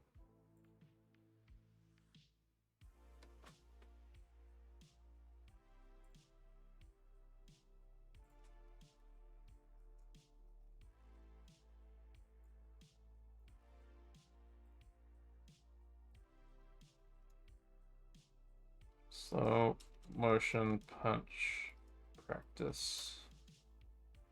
There we go. Save that for later. I might just have to like do a YouTube downloader of this thing because Jesus Christ. Yeah, I'll do that preemptively before the class begins. YouTube downloader.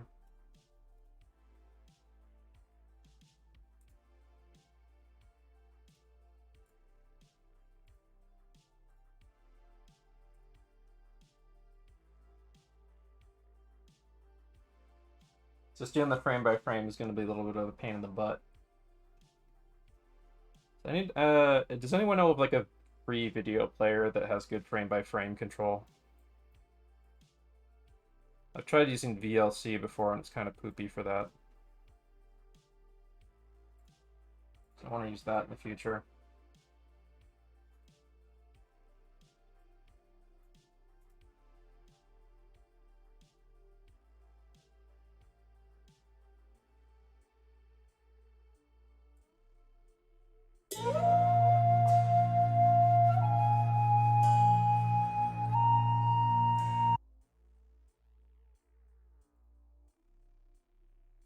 In any case, here's this. We can change the playback. Well, first off, I can loop this, but So video, let's see if we can loop.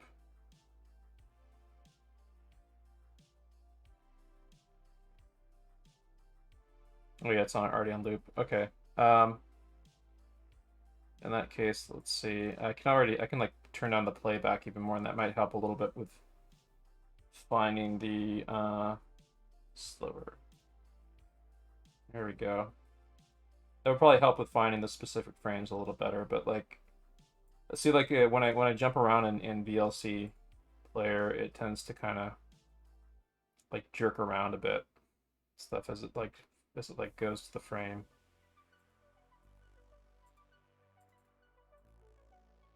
What I'm gonna have to do is I'm gonna have to like click on certain parts, give it a moment to kind of catch up, and then I play it to where I need it. I think there's I think I did have it bound to a next frame button.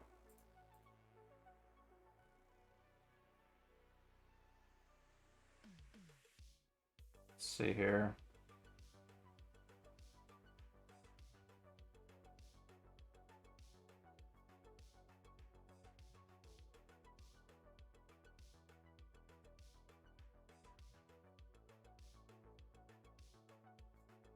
No, anyway, this will work for now. I'll just have to do like the pause and playback thing. This works a little bit better on YouTube because then I can just like shift in the video with period and comma. But YouTube just is being uncooperative right now, so.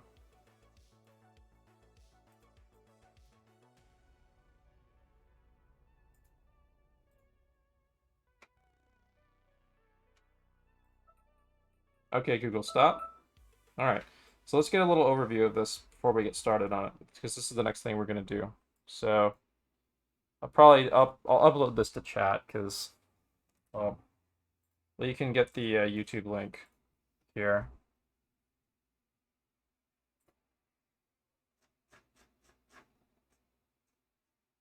Oh, that's fun.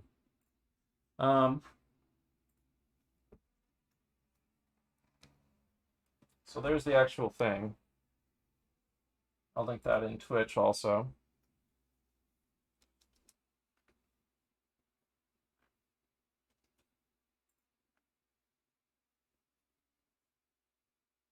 And then downloads, martial arts, slow motion action, boxing combos.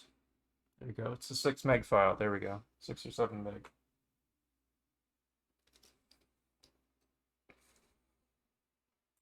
Smooth that off screen.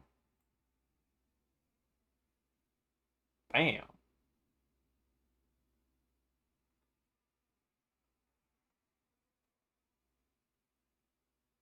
So let's do a quick let's watch the video at regular speed right now to see what's all in it, because there's like a bunch of stuff that happens in it. So we got boxing combo stuff. So we got this first hit here. That's probably the main thing we'll animate to start with. It's just a simple jab. Then there's like a fade here before it transitions. So it's all moving at the same speed right there, I think. But at the very end, it kind of speeds up just really quickly before it transitions to the next thing. So we'll just have to keep that in mind. We'll probably animate to about here or so, and maybe like, yeah, probably like there, because like there's going to be too much like overlay of the fade into the next action for us to do anything more with this.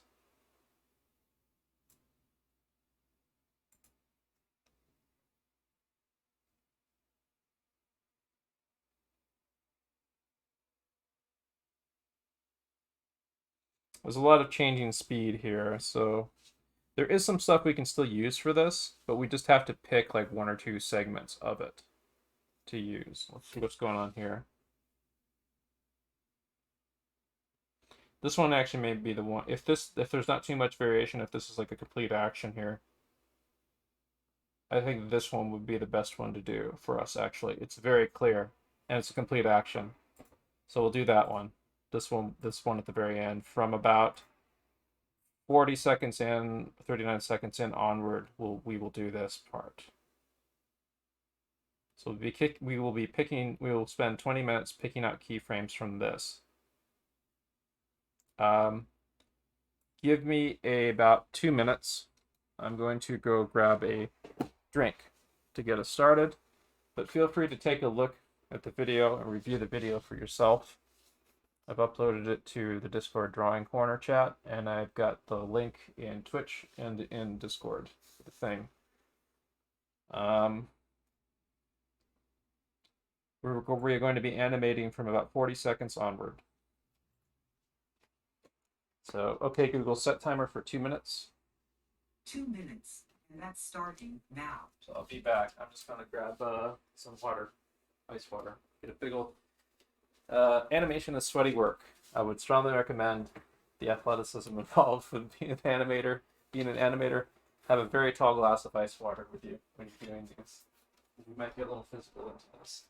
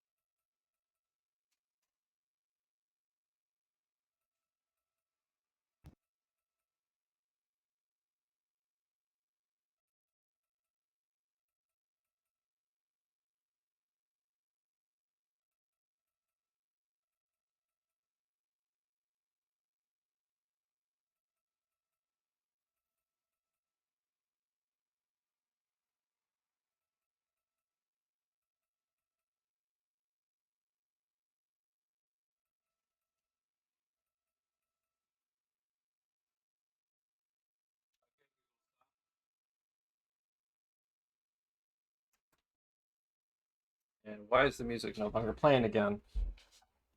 I'm not pausing the music. I must be hitting something that is pausing it.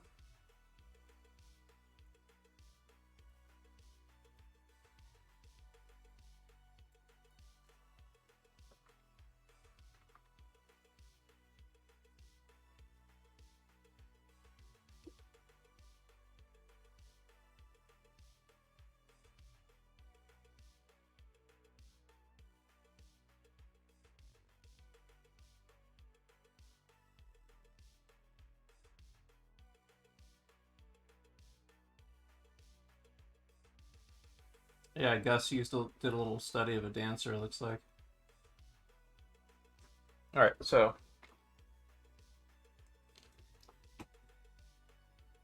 the way we're going to do this now, and this will also give a little bit more room for the Discord, is I'm going to move this over here. VLC media player is going up over here. Let's put it about here, because like I only can have it at this much size for the thing, and then Discord gets bumped up in size severely.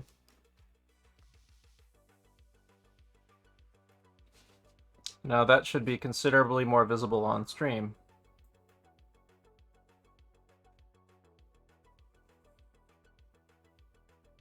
Goody. Now we can very clearly see that frog. So is the reference? So you should have like you should have the reference yourself to use, and be able to pause it roughly around the same time, the same parts that I'm going to be pausing it for yourself too. And we will also have the on-screen reference. I can't make it any bigger than this because, well, you know, it's over on this part of the screen. So what I want you to do now is open your animation app if you are doing an animation. I'm going to find, oops, did it. Make sure that gets saved in the right folder.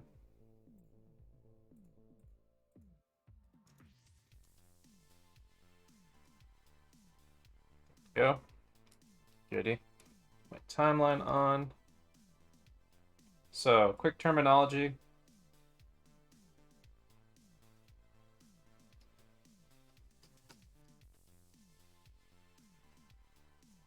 That's a keyframe.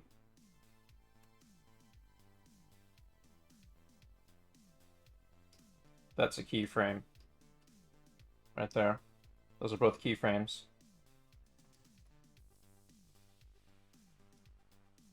Set a little space between them. This right here, when I turn this on, this is an onion skin. I can see lets me see preceding and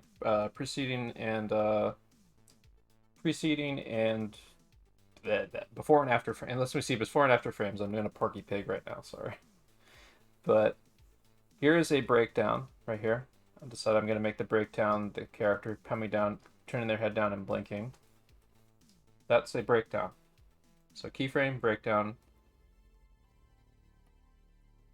keyframe, breakdown, keyframe.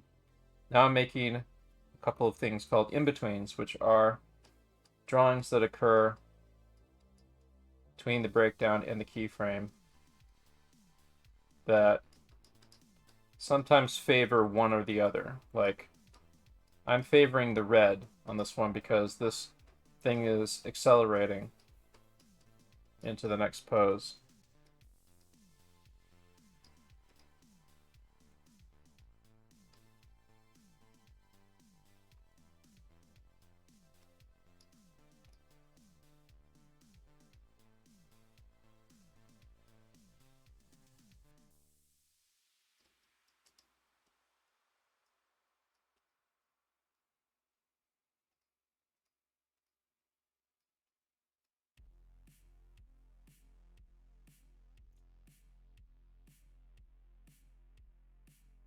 Yeah, so I'm not going to do anything more with that. I just wanted to show that real quick, and so you know kind of a glossary of terms we're going to be using. So anyway, I can delete all this because I'm not using that. I'm actually going to delete all this too because it's all my layers that I don't need now. And let's get cracking. All right, so okay, Google, set timer for 25 minutes. 25 minutes, and we're starting now. So our goal this evening will be to get 2 of these done. We'll be doing this clip, and then we'll be picking another clip to do. Or we might just do this clip tonight and just refine it more. In fact, I'm leaning towards possibly doing that. So we start here with these two guys squaring off. We're officially started right now. I'm going to start a, actually I'm going to start a timer to make us officially start. 20-minute interval timer, 30 seconds.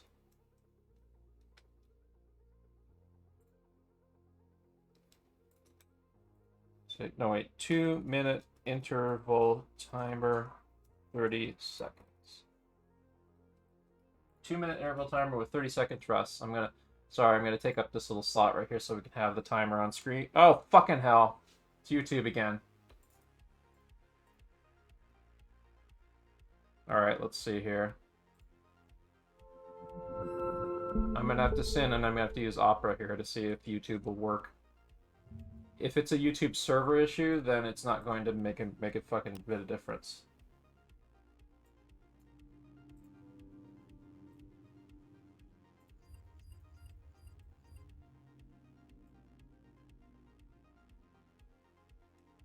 Yeah, I think it's a Google Chrome thing. I think resetting Google Chrome will solve the problem. So I'm going to restart this. We have 10 seconds before starting up. It's going to give us 30 seconds of rest in between the poses. We're officially starting now.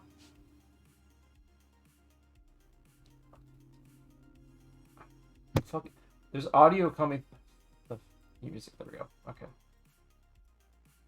All right, so we're officially started now. So I'm going to try to get something that's in the ballpark if they're the basic gesture they're posing here. Keep it really light. Just want something that's kind of close to their spatial relationship between the two of them.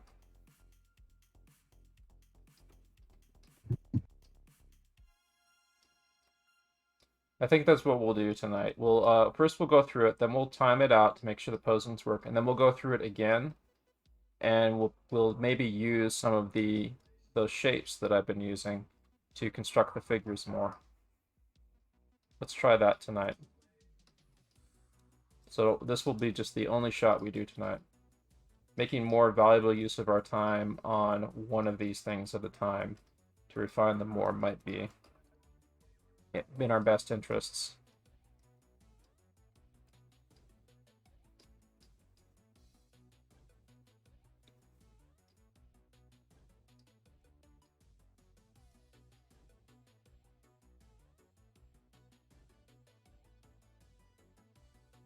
So I'm gonna maybe use like a little bit of the indication of the shapes a bit to help me somewhat.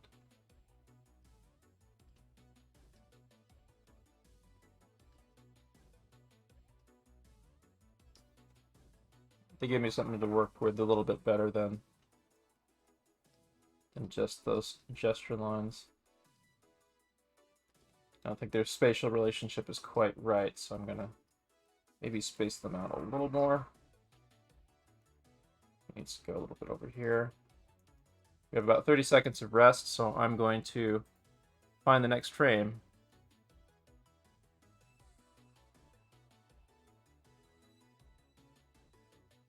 So about here-ish, his body's dropped down a bit. The other guy's in roughly the same spot, so I'm just gonna do like a trace back real quick of the dude who's standing there because he's not really moving. It's gonna be very rough and loose. Trace back where I just do that pretty much. The other guy, he's dropping down very slightly, just like a little bit on the page. This arm is straightening out more.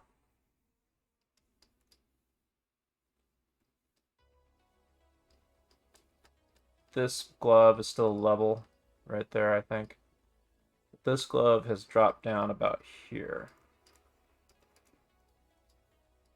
His body's dropped down very slightly.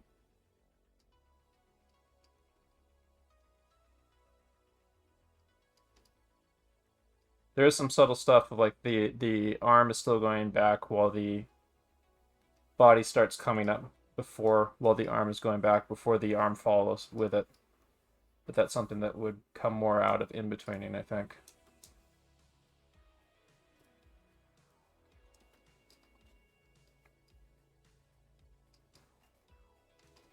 So another thing to do is that once you got stuff kind of working with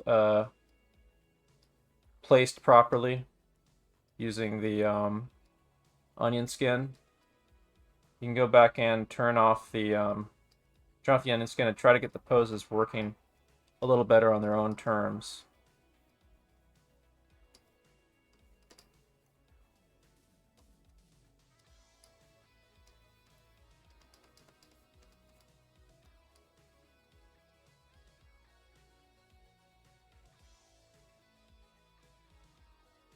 So I'm going back through a little bit, doing some of that.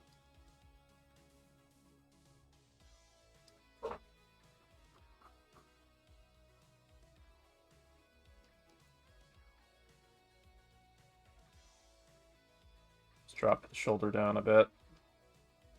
So it's up here. It needs to look like it's coming. His body's coming down. In fact, maybe this can come down a bit more too. Like that. All right, we're on a rest period now. I'm gonna find this the next keyframe. About here. It's not really a keyframe, but it's the next pose. Some of these are essentially like in-betweens or breakdowns that we're doing, but I'm just having us move it sequentially through the action.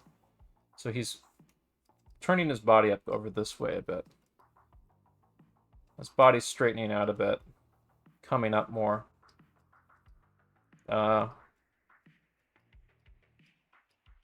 This arm is anticipating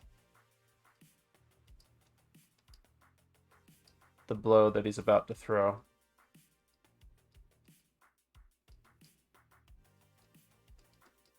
His other gloves coming up more here.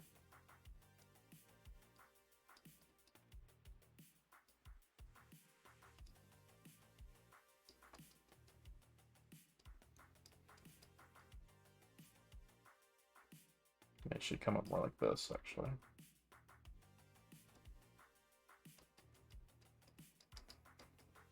Try to think about what it's doing. Just don't blankly try to like copy what's happening, but you try to think about a little bit what's happening. Like I'm thinking like he's like he's like twisting his body with his shoulder, kind of rearing up in anticipation of throwing the punch a bit.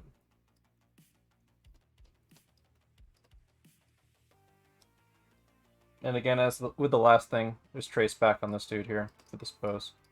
So just like ghost it in.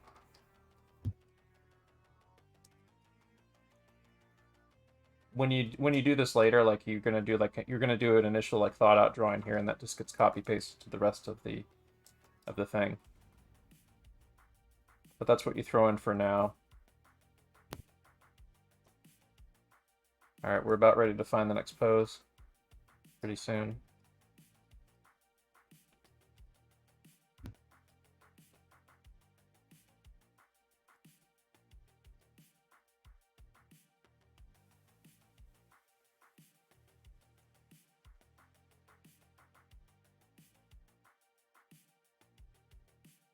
There, this one.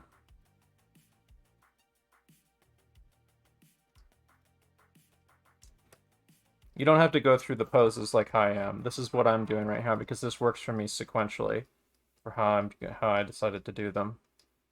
You can potentially pick out your keyframes and then go back through and work out your in-betweens and other things. Like the keyframes are basically going to be the strongest poses completing an action, usually.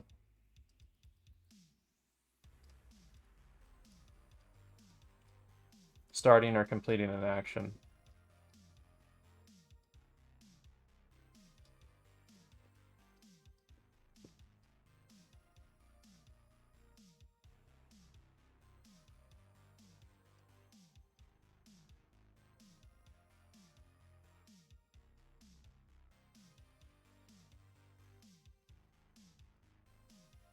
Since we talked about Megalobox, I might actually put on some of it from Sakukaburu during one of the breaks or something, or maybe after we get done with this thing. Might be a good idea to actually look at it during the breaks, and maybe get some ideas when we go to our second pass at this study. But see, like it's already looking like he's like rearing up to throw the punch and stuff from what I have down so far.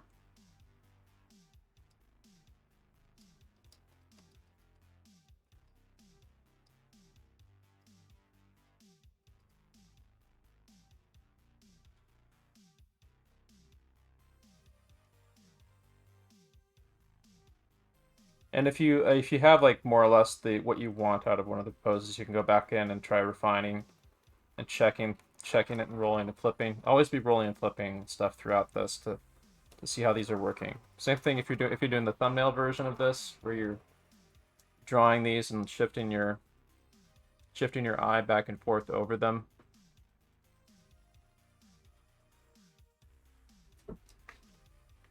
then like you can do the same thing basically, like shift your eye back and forward with them, but make little adjustments to the preceding drawings and stuff. Like when you're animating, you're trying to make something that comes alive in your eyes as you're animating it. Oh, next pose.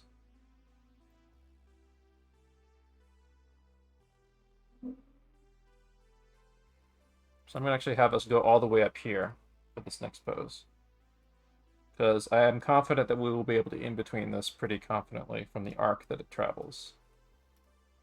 And because I feel like I want a much more stronger contrast for us to feed off some of this energy here. It's happening on screen. So this is a pretty strong contrast with the previous pose. Try to track a little bit of the arc that the punch travels. Like what I'm doing right here from where that fist came from. That fist is traveling away from us in 3D space along that forearm. Keep that in mind.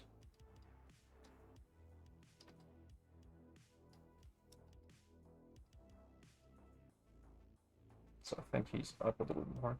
And because we have our guy already drawn here, we can kind of measure things out a little bit. Yeah, the guy that's holding the pad.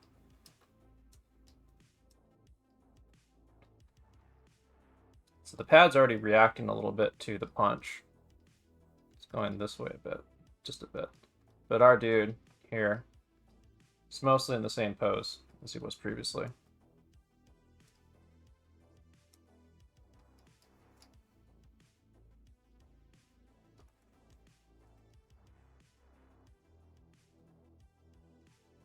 Remember, you care more about the impression of the movement than you do about getting like well-constructed figures. You want something that's that's not like really growing or changing in volume. So look, that's already feeling pretty good right here. But you want something that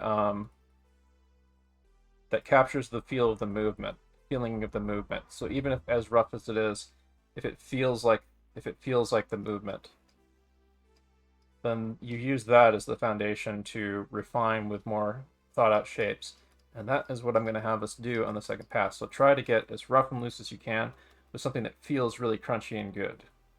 And we're going to be going to the next pose now.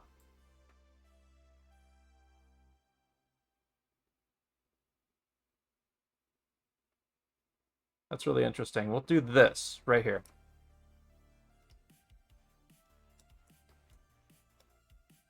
So he sort of continued his body, like turning in the same direction a little bit away. Shoulders straighten out just a little bit. We see more of the arm here. Body turns a bit. The fist moves more away in 3D space with the forearm kind of swiping over that way a bit.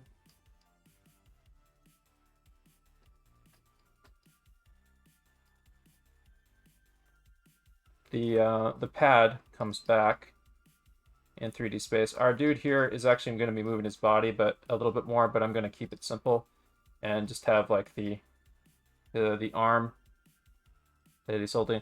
Let's take a look at what happens actually there real quick. I'm going to slide it back. Sorry about this. Sorry, dude. He moves his pad something like this.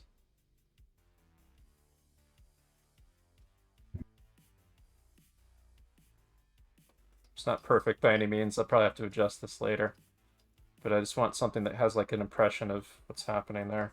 It doesn't really look like it. Let's see here. What? Bam. So I'm going to get something that feels about what the action is, even if it's not necessarily quite in the same pose. I want it to feel like the pad came down, even though it's not in the exact spot.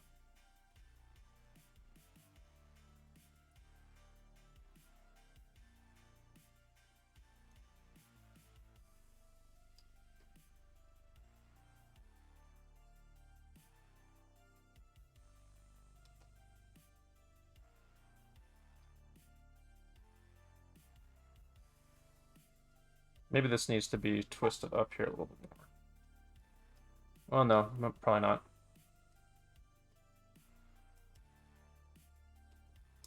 So like stuff is inherently not gonna be quite at the same angle that it is in the reference, and that's fine. We're trying to get an impression of the movement here. So let's see here.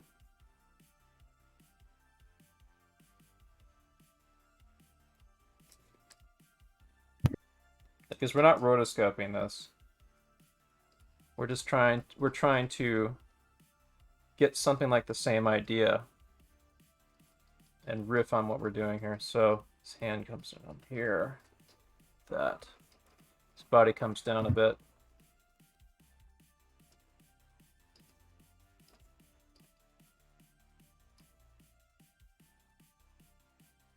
I think our dude here changes his pose at about this point.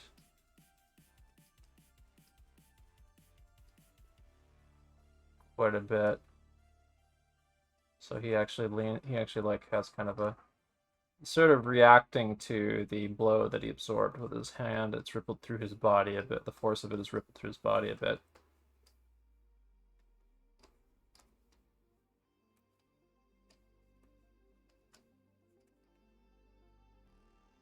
Our training dude here. Our sparring training buddy over here on the right.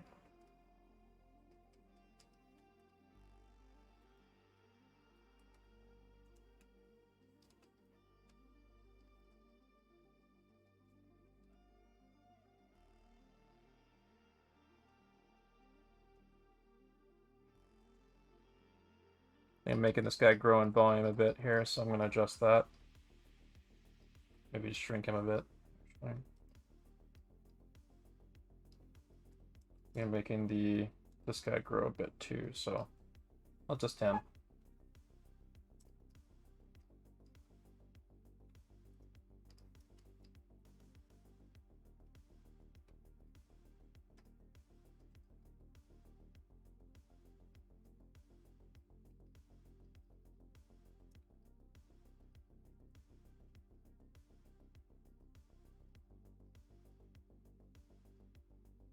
All right, next pose.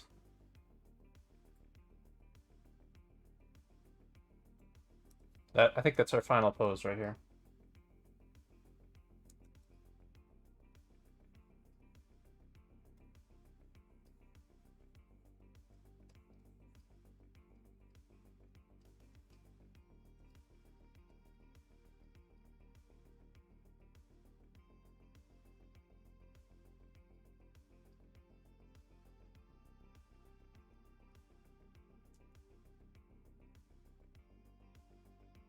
So this guy comes down a bit. See, like, shoulders there on the back, that angle. His elbows sticking out here. Body's leaning over that way a bit.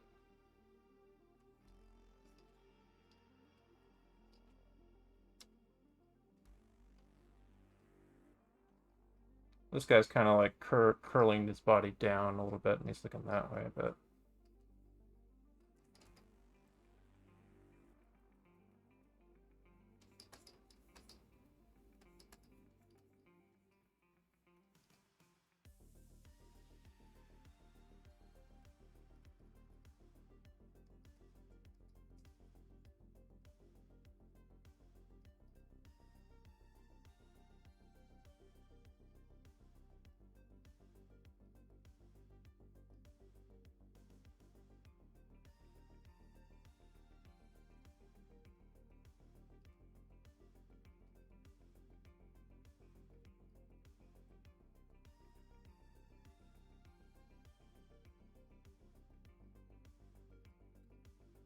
So I'm going back in the time I have left to kind of like add stuff to the poses now that I kind of see things that I didn't before I started this.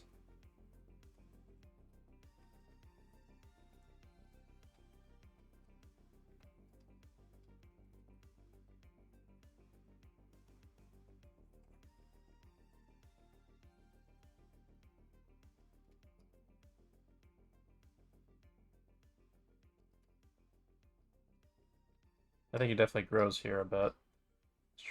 Just a tad.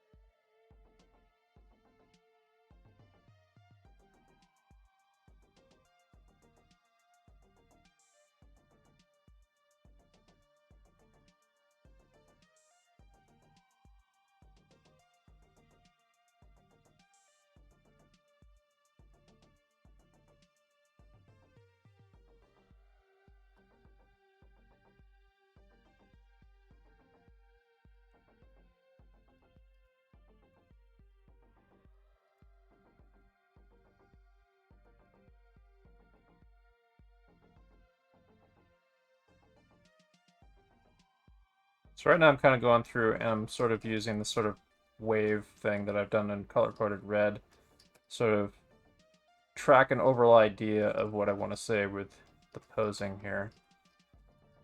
And that's going to help me say something a little bit more concise with what's happening here. You got the shift of the weight and so on with the hips. I'm trying to make the scene come alive on my own terms.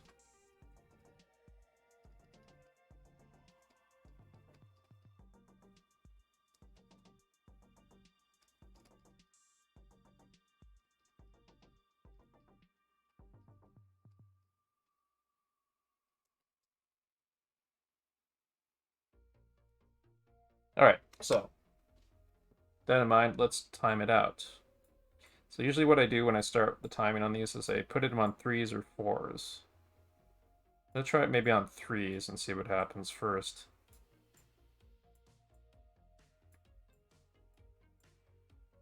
I kind of look for where I would want things to speed up or slow down, where I think I might need additional drawings. But let's drop this over here.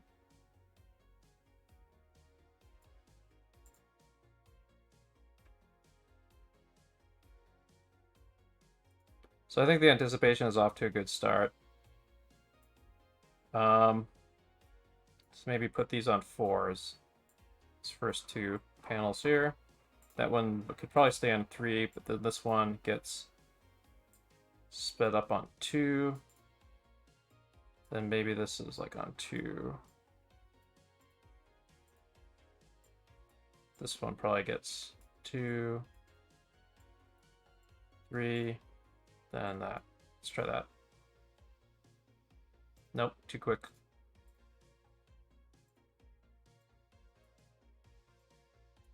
So this needs to be maybe linger longer. Let's put that on 3.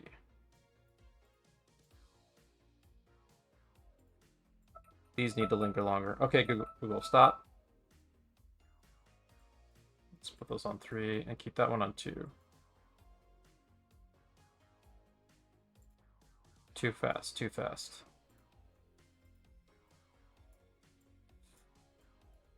4. So let's put that on 6. 4. Starting to get somewhere a bit. Some additional in-betweening would definitely be needed. That's looking a little better. Let's maybe slow that down slightly. Nope. Doesn't look too good.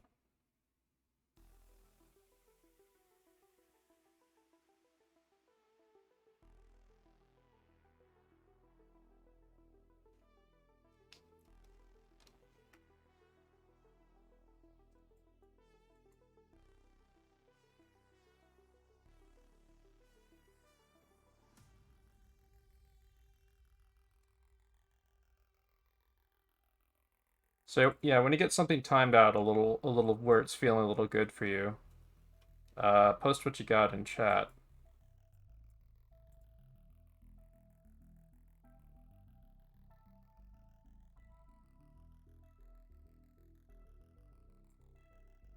Just maybe speed that up a bit.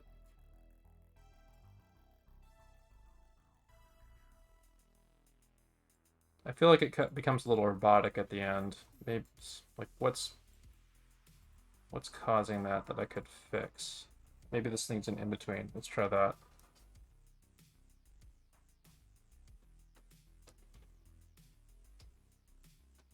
Or a breakdown or something.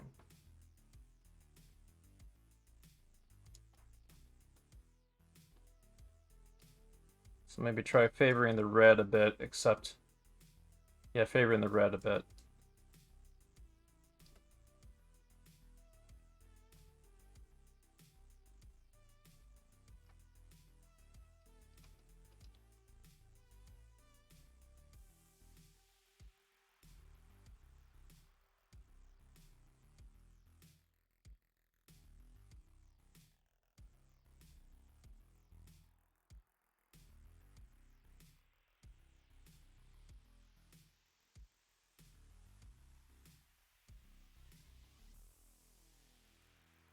Yeah, it's helping a little bit. But what can we do to make the impact on this stronger? So maybe we add a frame here.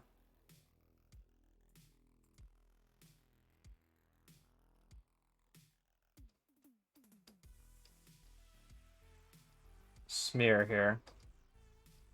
Let's try a multiple, actually.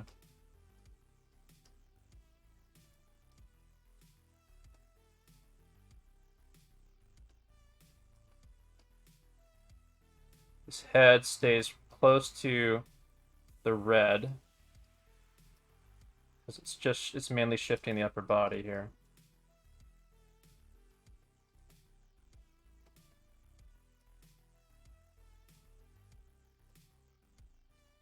Let's maybe try adding an impact frame in too.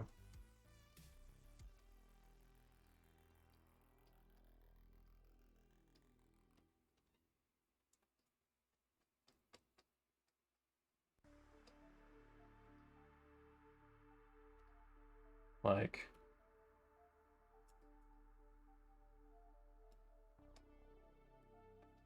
the figures suddenly vanish and we just see like this little sort of abstract shape coming up from where the impact is happening. It's an impact frame.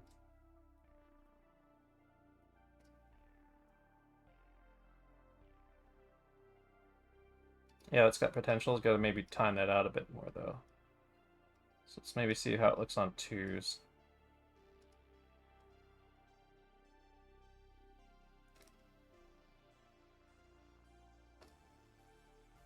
Let's maybe put that on 3 right there.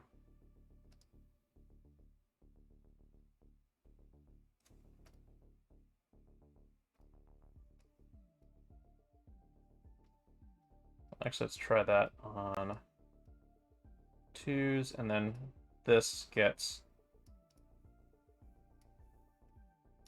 stretched out to 4.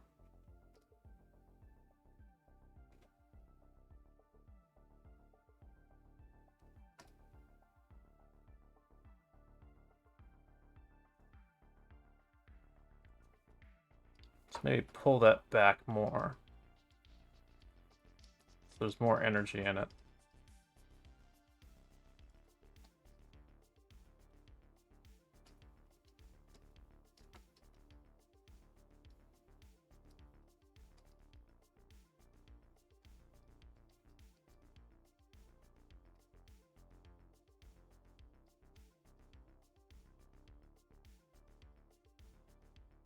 Try this, and maybe he gets scooted back slightly here.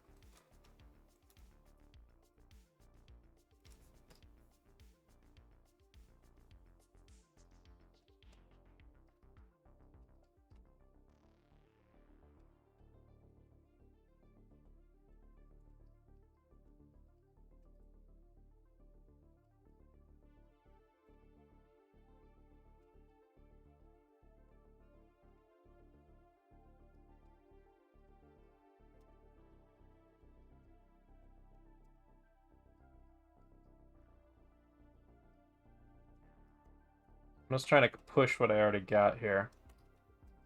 Trying to make it work on its own terms a little bit more.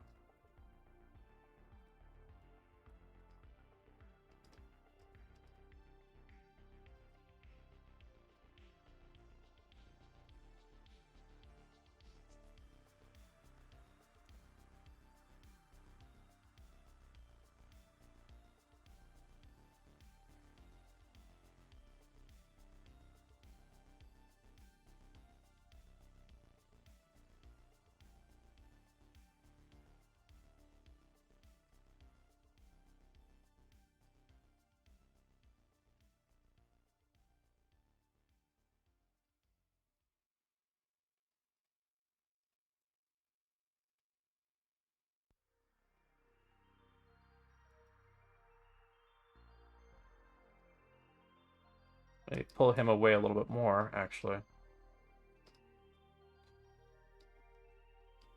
So I'm just playing with it at this point. Seeing what happens if I modify this and that.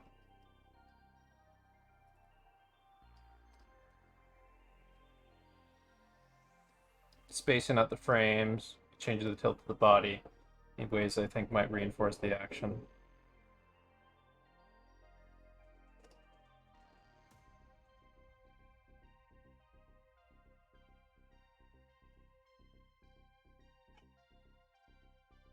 Let's try.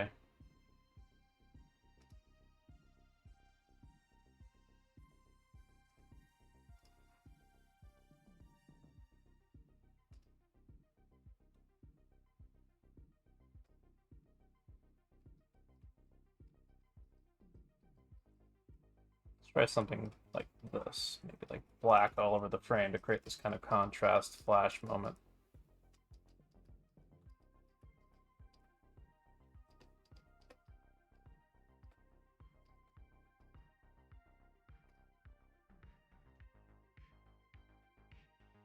Let's try that and maybe have it linger for another frame.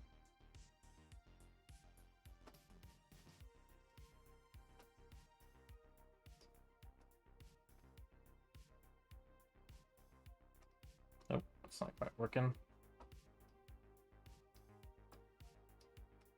Here's working better like that.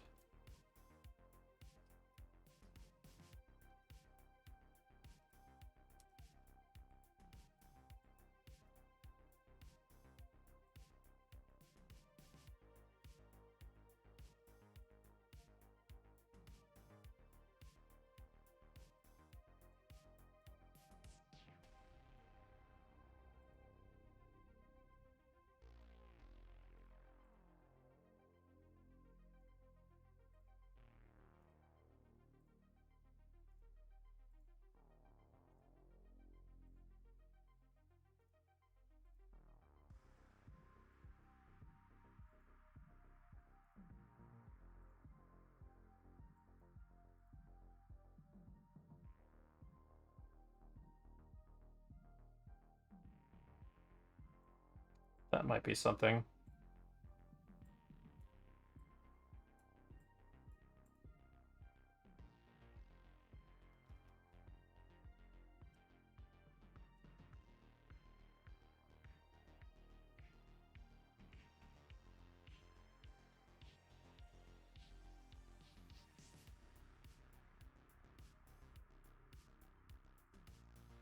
I think it's too distracting at this point, though. So let's try this.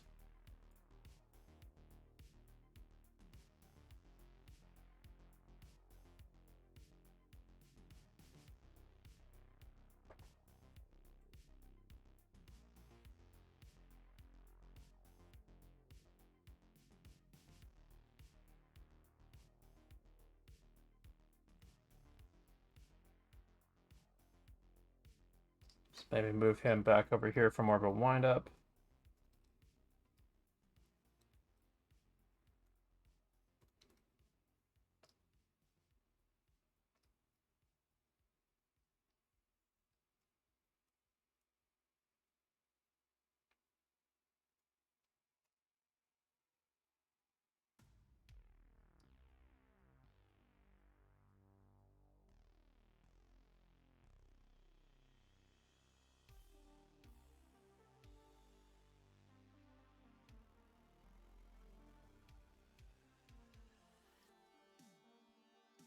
His armies look like it's more raised up, I think.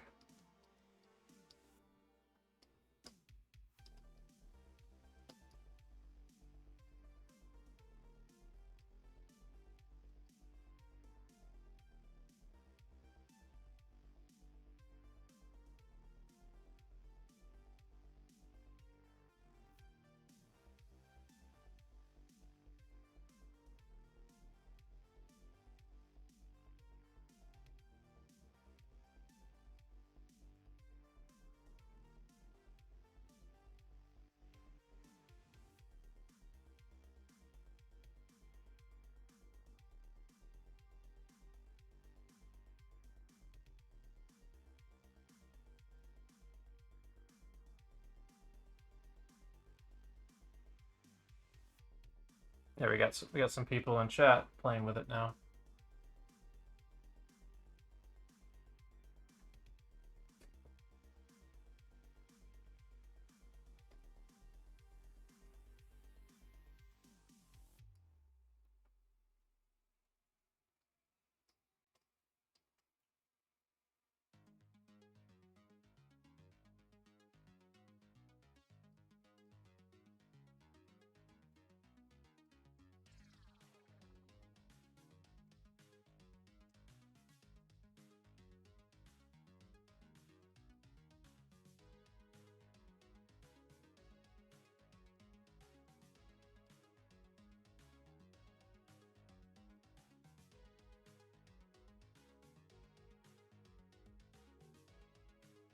So one of the problems I'm seeing in the animation that Zelda posted is there's not really too much of a feeling of power being put into the punch.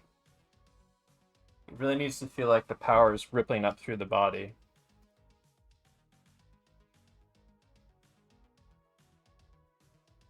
That's okay. I mean, like, they were just trying to follow the poses as best they could. Zelda's pretty new to this, so good try.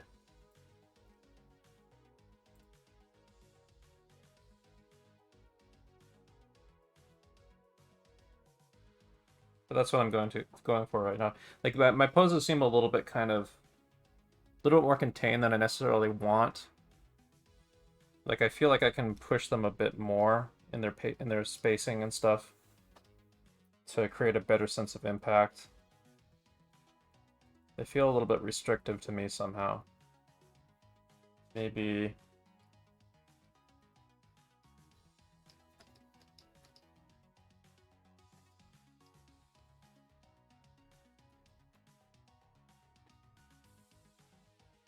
scoot him up over here. Let's put him up over higher. Then if he's going down a lot further.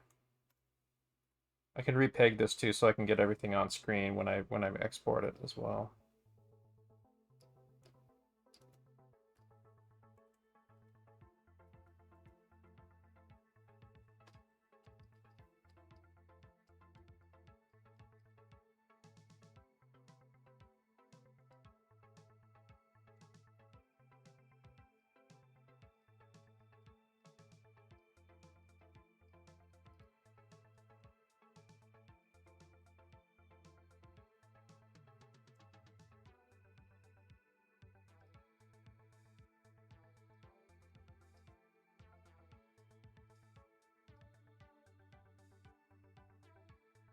Let's maybe he's back here a bit.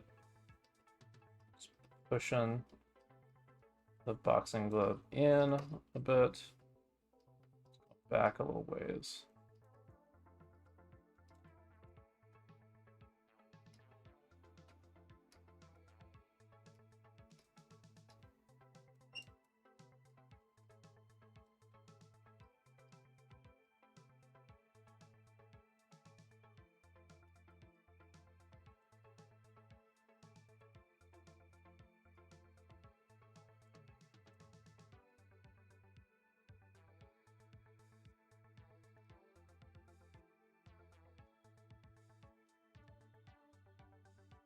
Try to show what I have in mind with this. Let's see. Let's see what happens when I do this.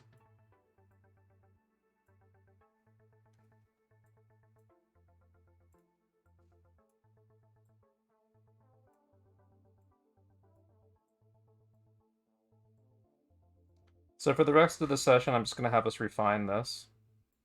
Refer back to the original thing. We'll probably do another pass on this. After I feel I get my motion working right, I'll do a demo of drawing the shapes on top of it. But see, this is what I had in mind. I had like the idea of like lingering on the punch there as like a slow-mo moment, kind of. So maybe like... So we do get like the flash scene like this. Like that. And then maybe slow down this stuff at the end a bit. Put those on 3s. Probably should be more. Like I'm going to double the frames here as if I need more in-betweens here.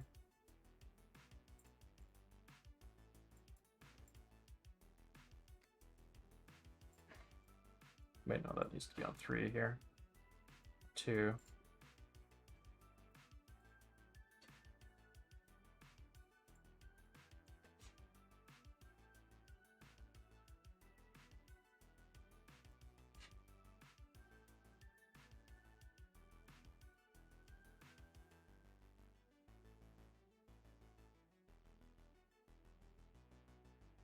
Oh, I just took it further out.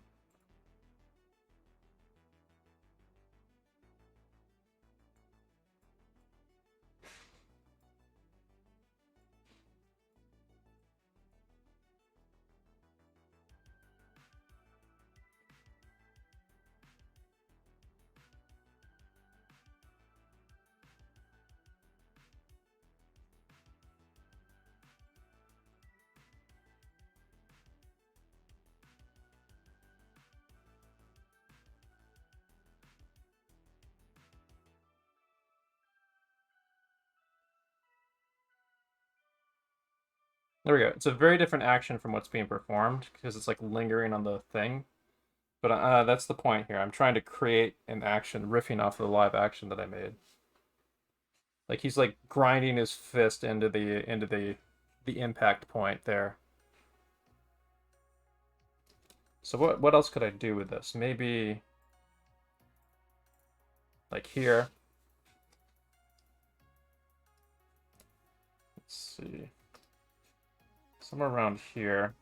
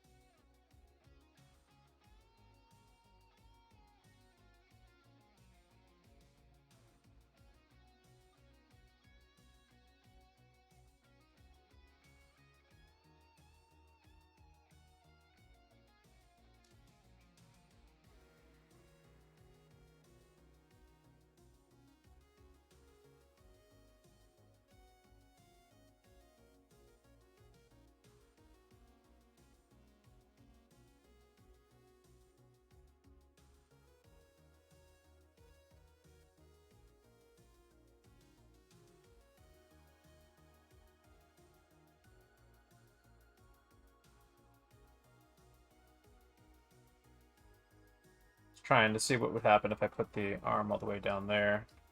Don't know if that quite works for me. I think putting it back over in here might help.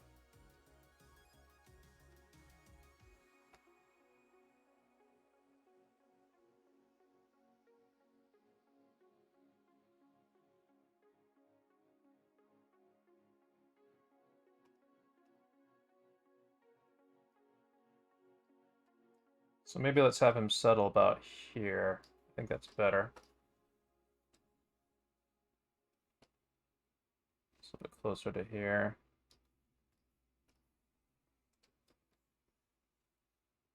So that means his body gets pushed more over this way.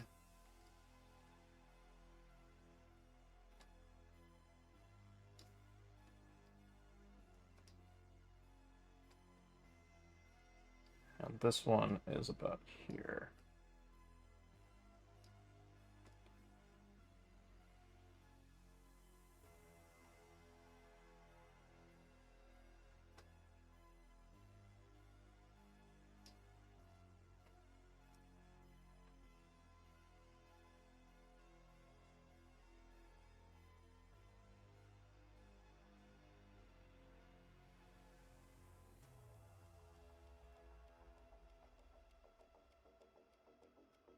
Let's maybe add a little stronger, slower start.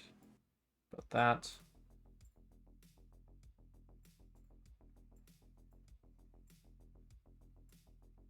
Something like that. Maybe I can add some in-betweens to that.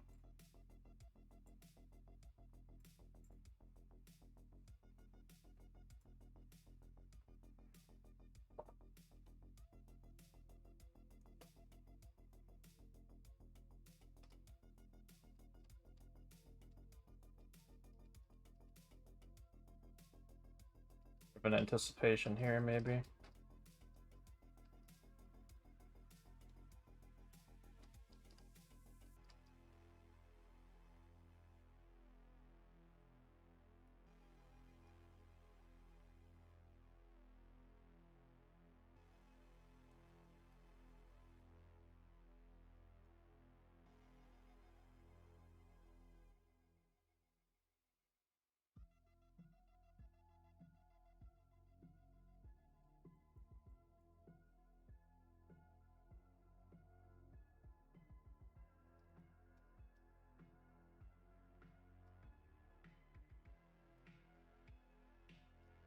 Maybe we can have his arm go more slack here.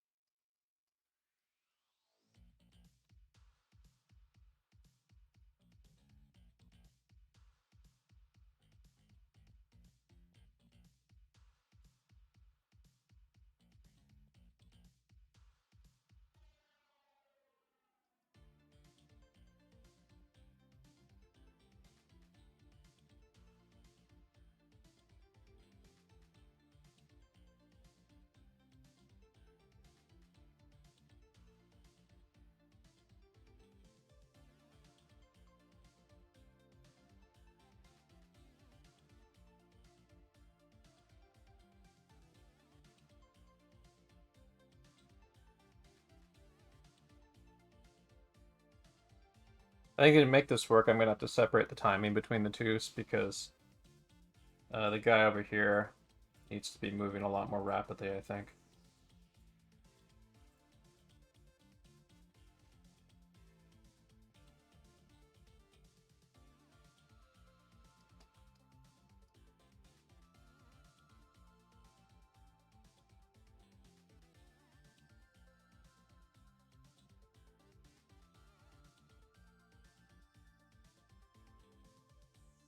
I'm gonna need to adjust his timing independently, probably.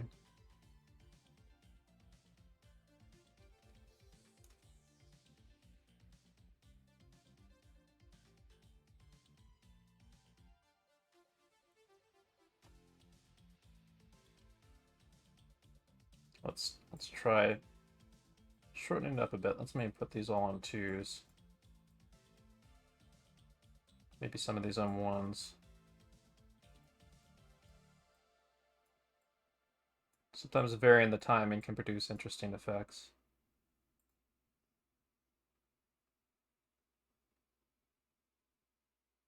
Ooh, yeah, that actually looks a little more interesting. Let me add a little bit more of a cushion here.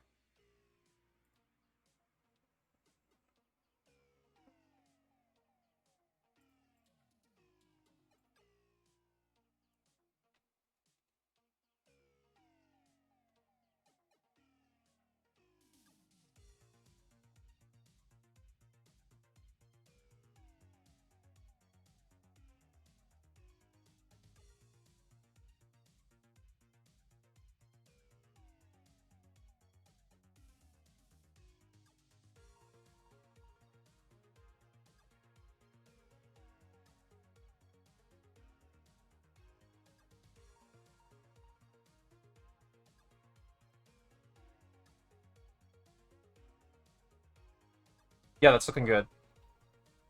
Yeah, the guy on the right now works.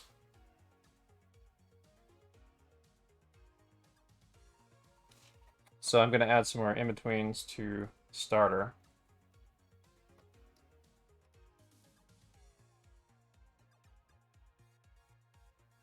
But as you're seeing, it's all about like playing with something, playing with this until you start to like, you just try out ideas, you throw things out, you play with it, you toy with it. You go in with different ideas, you try different things.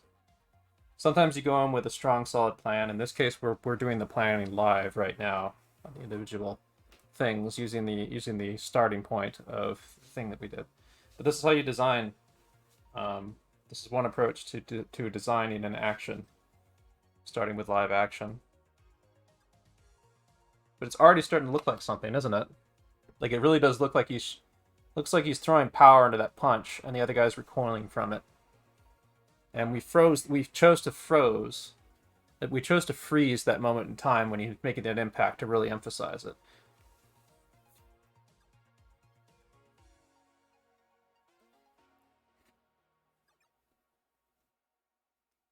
Yeah, I'll take a look at yours. The person who just posted in chat. I hope you guys are having fun doing this. This is tricky and fun. Like you should be just messing with these. And of course, like for the newcomers here, I mean, just try it. I mean, just try doing stuff. Like Zelda, like, don't be ashamed of what you did. You're new to this stuff, so even doing what you did, this is this is good effort. Keep trying to wrap your head around the concepts that I'm showing you. Again, like you're not gonna pick up on this stuff until like a way. You're not gonna fully start to grasp a lot of the stuff that I'm showing until you get much further along with whatever you're doing. Keep with it. You're doing fine. Just keep with it. Keep trying to wrestle with it. Keep looking at good animation and stuff to try to hook into it. Like if you want to become a good skateboarder, you got to watch how the other skateboarders skateboard. Check out good animation and stuff and see the underlying efforts they put into it.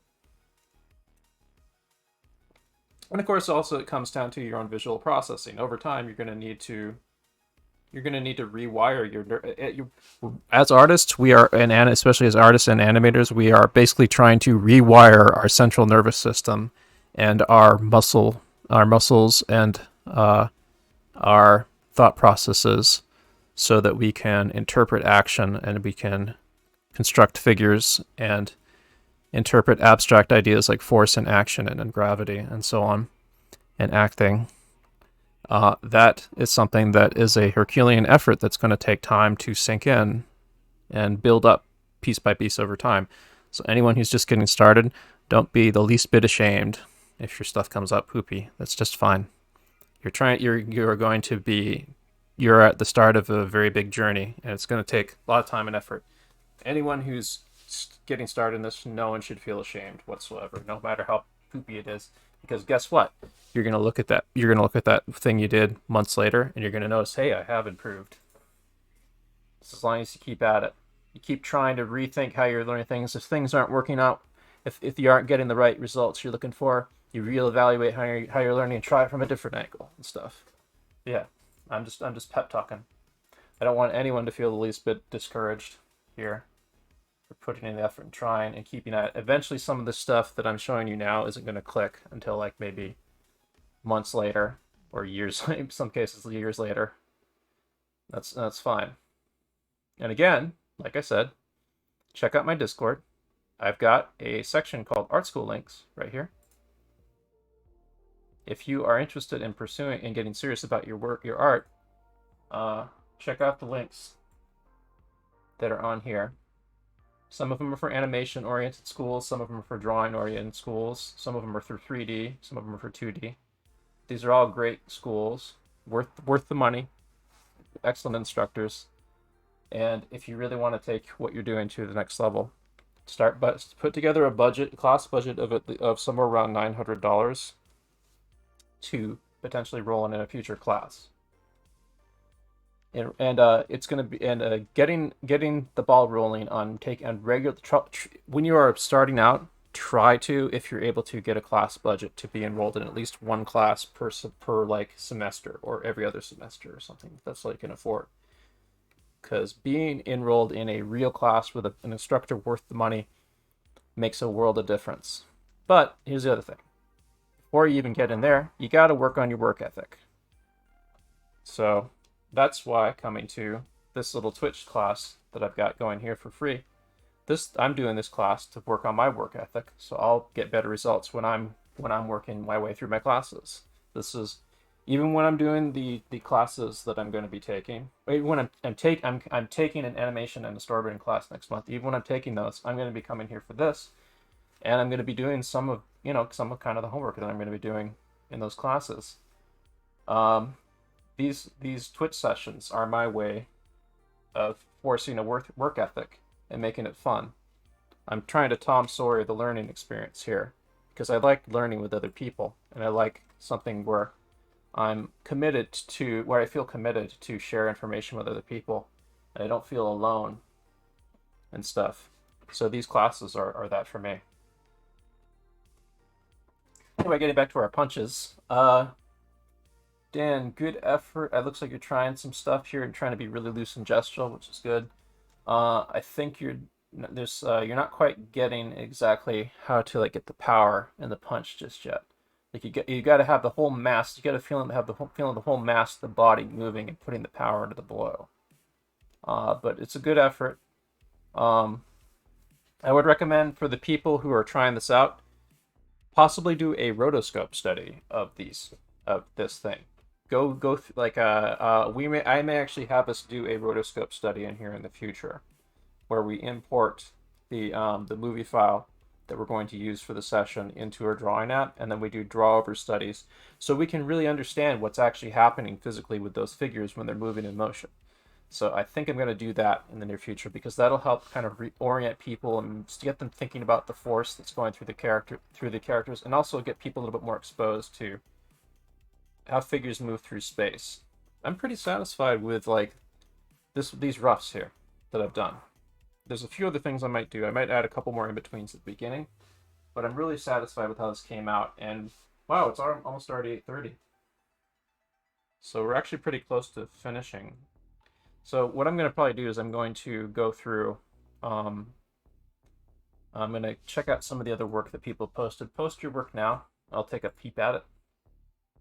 Tyrone fan. It's like you didn't get bound too much. A little bit of a snappy swipe there. But it looks like you're trying to be pretty clean with these. I would say don't be afraid to get dirty and choppy. Like when you're drawing these, like you wanna get like force and feeling into them. There's some like if you notice, like here's what I did here. Like when I was starting out, I drew really light and loose. I did mass in a few things and stuff. But as I start to get more into it, when I start like emphasizing like the hardness and the harshness of things, I start playing with it more. I need a tool for these that feels like I'm using a Animators grease pencil. That's why I like the design pencil that I'm using I currently switched over to the design pencil in Clip Studio, because that's giving me better kind of animator grease pencil feel for me for these. What I'm trying to go for is, what I'm trying to get out of this is, let's take a look at Glenn Keane rough. Glenn Keane rough. Take a look at how Glenn Keane draws his roughs. Well, first off, look at how rough and simple these are, stuff. Or look at how forceful he draws his shapes, and how like tries to emphasize it. This is actually how he's after he's tied down the character a little bit more. These are a little bit closer to how he draws his first few passes on stuff. These are some thumbnails he did for Fox and the Hound. Let's see here. Let's see if we can find some super rough stuff that he's done where he hasn't gone on his. Check that out. Look at that. Look at. See that? Look at how I drew that hand. That's very similar to like how I've been working out hands lately.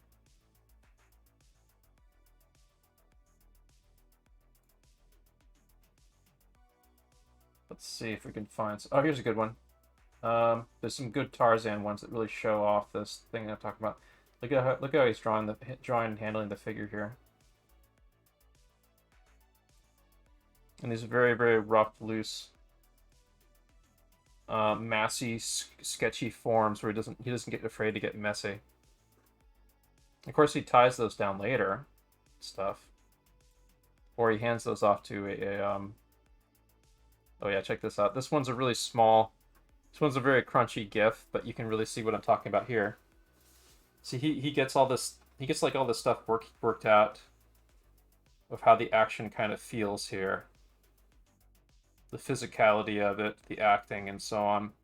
It's all rough and crunchy and stuff. Don't be afraid to get dirty when you're animating, basically. And Glenn, when he draws with his whole arm. You can really see it when he does his demos.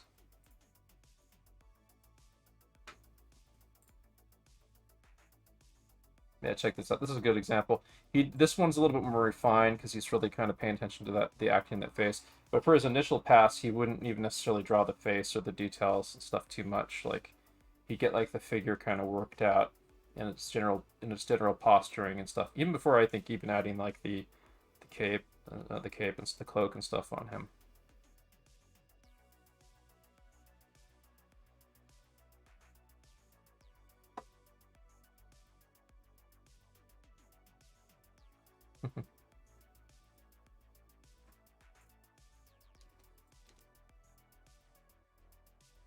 Oh, that's cute.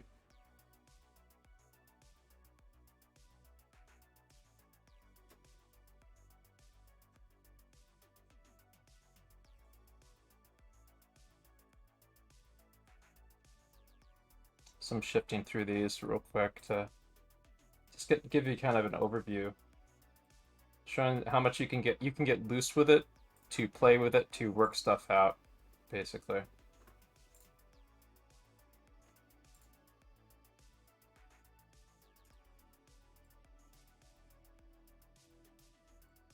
Oh, this is neat.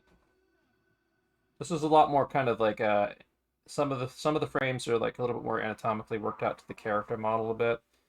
But you can see like when he goes into movement, it gets really, really loose. It's really loose for her too. So it's just about getting the action right. The volumes are pretty on model, even when he's getting loose and stuff. So the volumes aren't really wandering all over the place. But these are done really quickly to get just like the impression of the movement.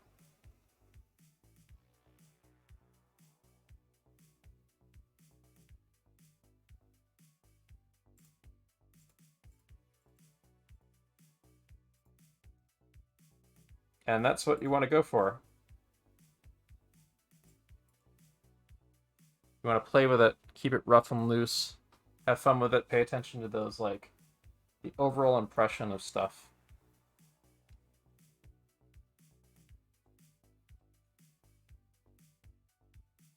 So what's happening here with my guy, and I probably like do some refinement to it, is there's probably some more stuff I can put at the beginning here because this is kind of static here, but he anticipates throwing the punch about here, and then a swing, big ol' smear.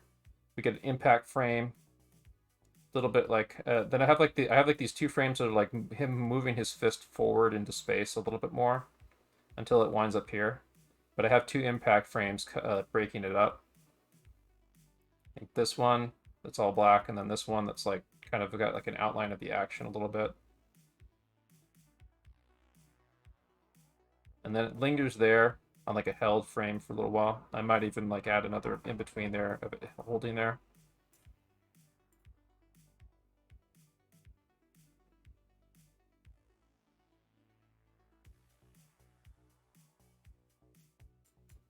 And then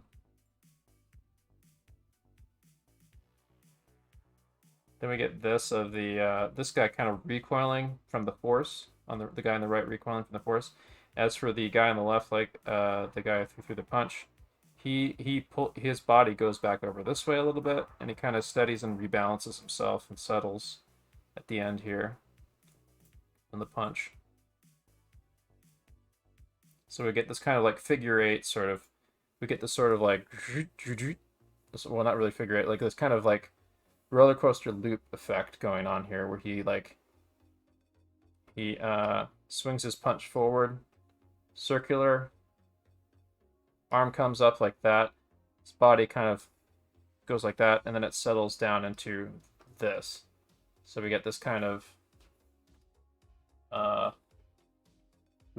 like loop-the-loop motion like this. This guy over here, his motion is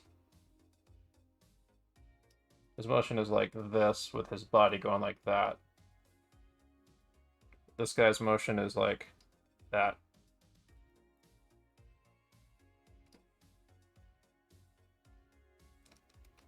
So what I can probably do is I can probably do something to emphasize the anticipation here. So maybe I'll try adding in, let's see. Maybe like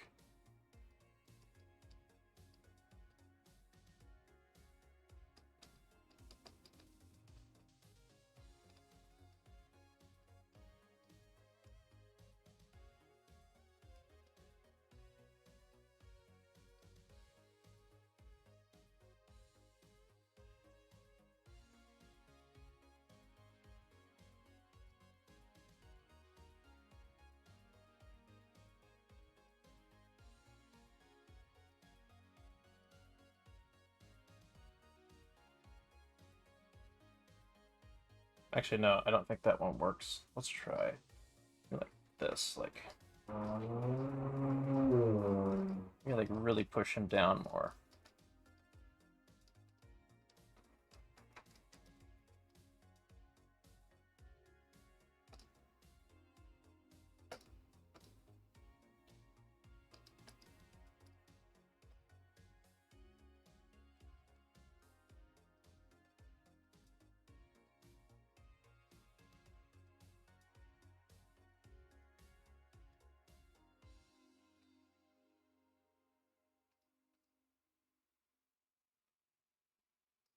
Maybe add a little bit more lead into that.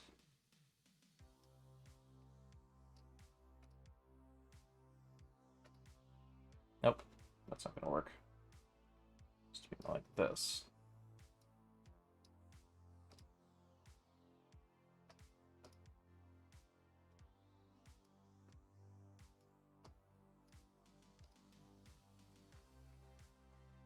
Starting to look a little better now. There we go.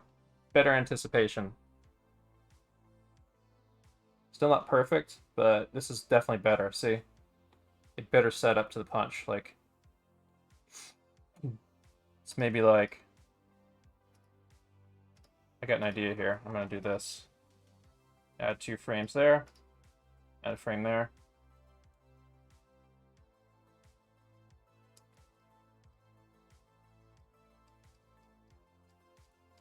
Hey, Spacedad, I'm heading out soon. Would you be able to give me some feedback on my animation?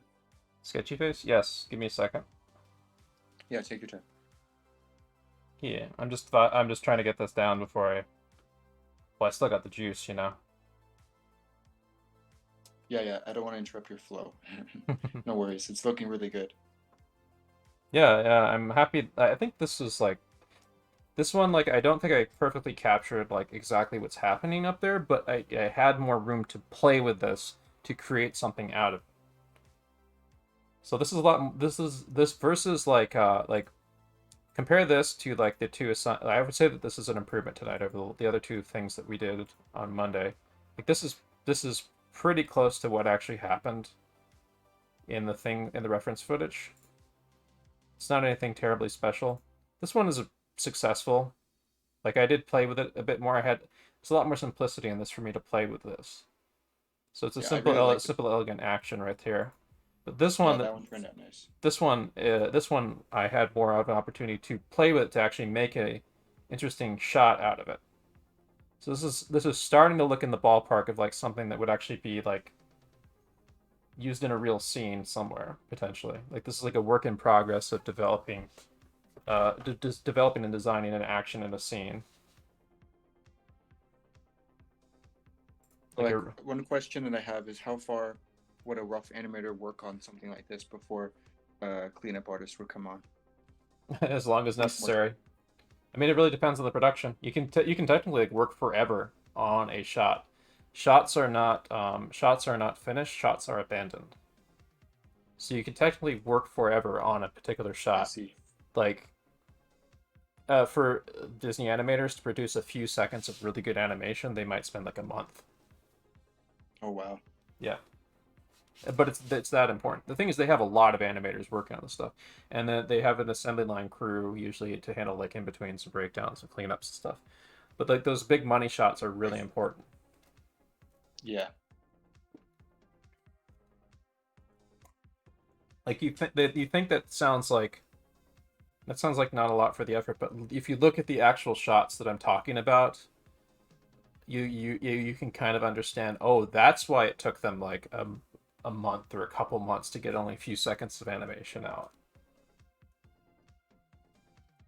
The thing is that like in the big productions like that, there's always like scenes that are way more elaborate that take a lot more time and effort to polish, and then there's a lot of stuff that's like the B scenes and the C scenes that where there's a lot less happening, and um they aren't as intense. Yeah, the first So. thing that comes to mind is Tarzan with all that stylized anatomy Mm-hmm. and like how dynamic it was. Definitely. I would be curious in finding out what the turnover, but they had a lot of animators working on that. You have to keep in mind, and there was like quite a few very skilled animators that were working together as a team.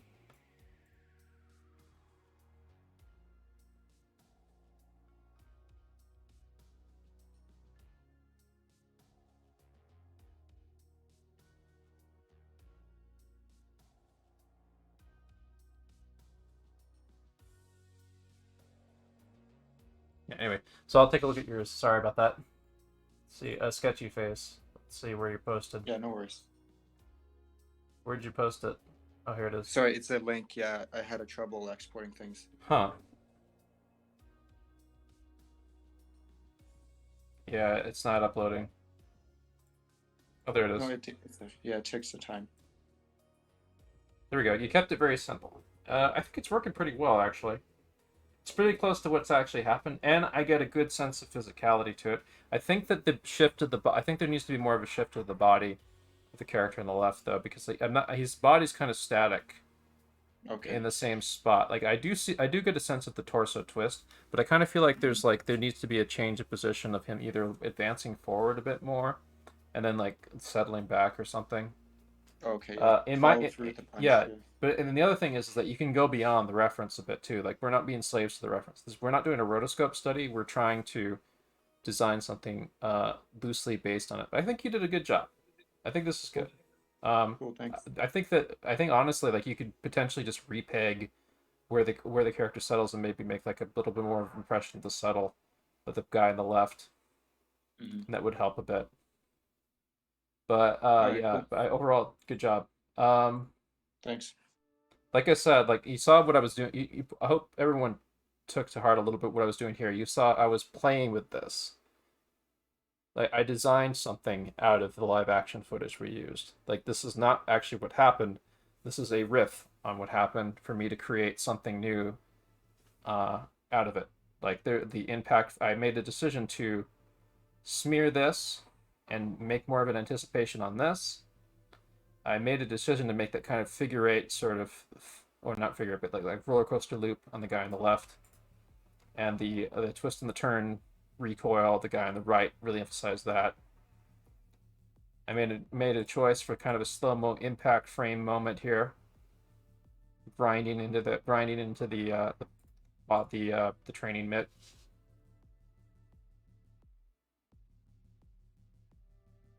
And it makes for a more exciting scene. So now I've got to figure out how I'm going to resize this puppy.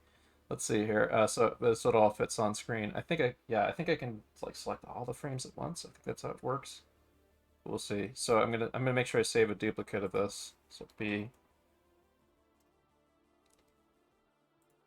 I'd say that this was a successful session tonight. I saw a lot of. I'm going to take a look at some other work We're going to go a little overtime tonight to look at some Megalobox shots on Sekugaburo. Actually, there's only like 9 people in Twitch. Well, no, there's quite a few people in the Discord, so I'm going to do that for their sake. It's about quality right now. Quality students. All right, so let's see here. All right, I'm heading out to Spacedad. Thanks again for the session.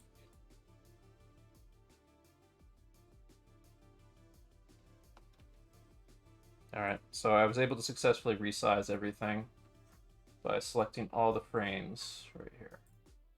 Can I actually select by the folder? And let's see if that works.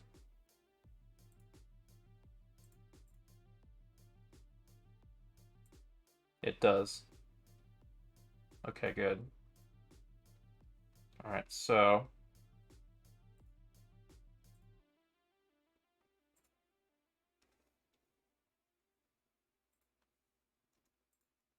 let's grab the folder. I'm slowly learning how to use Clip Studio for animation a little better in the course of doing this stuff. I want to do the same thing for Blender later too.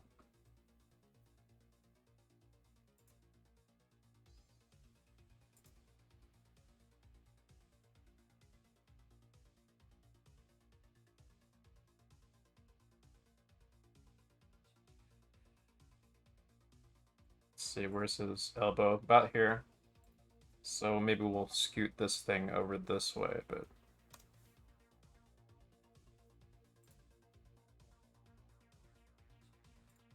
then we'll scoot it down. And maybe increase the size a little bit this way. Just as long as we get everything on frame.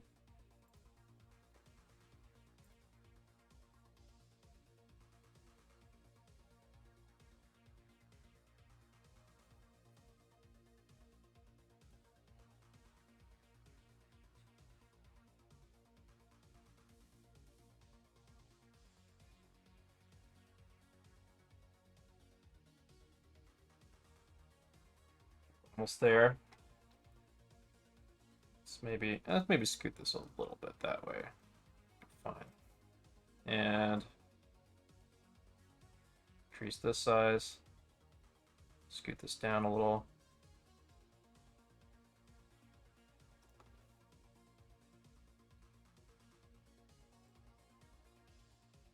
Just trying to peg it so it's like framed nicely, so it has a nice impact to it. That's good enough.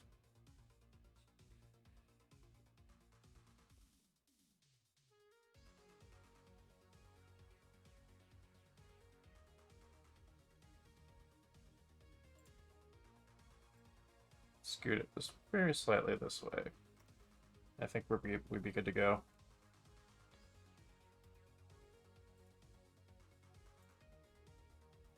So I'm going to save another duplicate of this.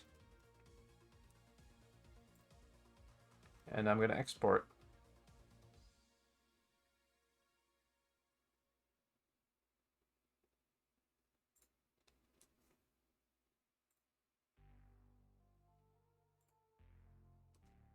And now we'll upload this to chat. We'll take a look at other people's stuff.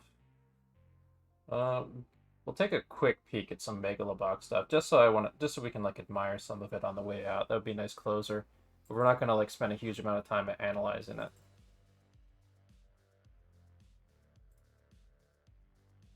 That's weird. Oh, here we go.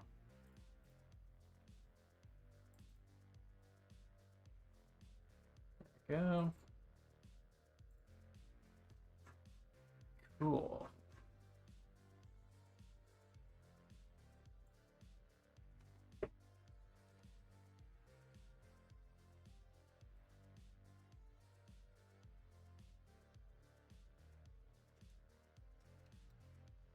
Very fun.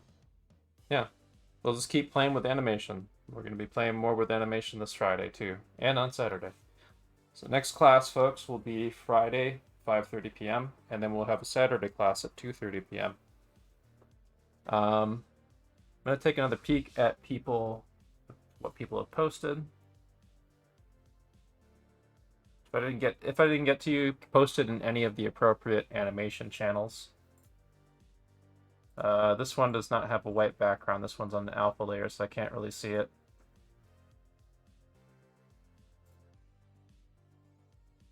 This one I like the exaggerated backswing, but I think that I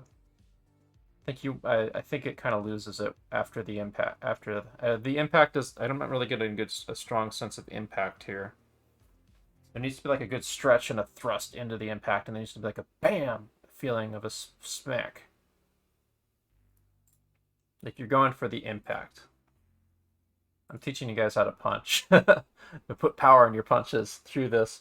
We might actually. Oh, well, Yeah, I'm basically teaching you guys how to punch. well, I don't know how to throw a punch, so that Yeah. might be the issue. Okay.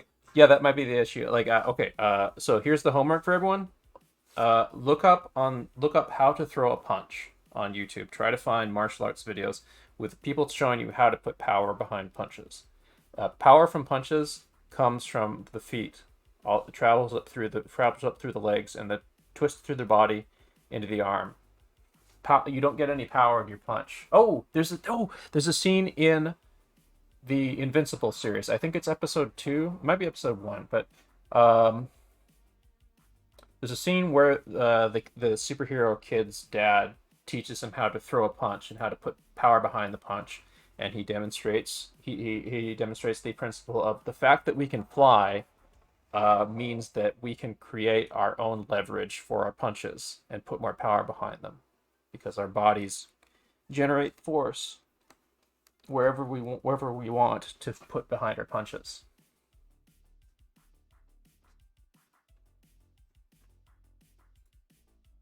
But here's the thing. That's the other thing about one of the cool things about analyzing athletes.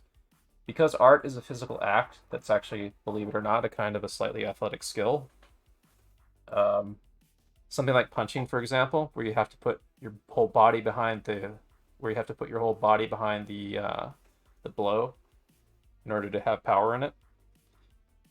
In order to get good results with drawing, you have to use your body when you're drawing, especially like your shoulder and stuff. But I actually do use my body a little bit when I'm drawing. Like I will lean forward and backward and move my body and my hips and tilt my hips sometimes when I'm in my drawing seat to get like kind of little kind of flourishes of dexterity or things like that especially when I'm in a good groove. You draw, like the power that you put in your punches is not too dissimilar from the way you need to drive your arm when you draw. Because you're not, if you punch from just your wrist, or you punch from your elbow, or you punch from just your arm, there's not much power in that. But when you punch like with the power up through your body, through your feet, you get way more power. So I want people to be cognizant of the power that can ripple through your body and the control you can get through your body. That applies not just to the way that we draw the figure, but also to how you actually physically command your dexterity when you're drawing.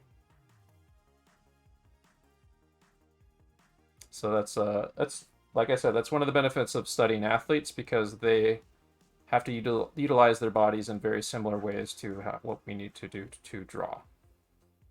Anyway, so let's take a look at some Megalobox stuff. Megalobox. Sakuga Brew. There we go.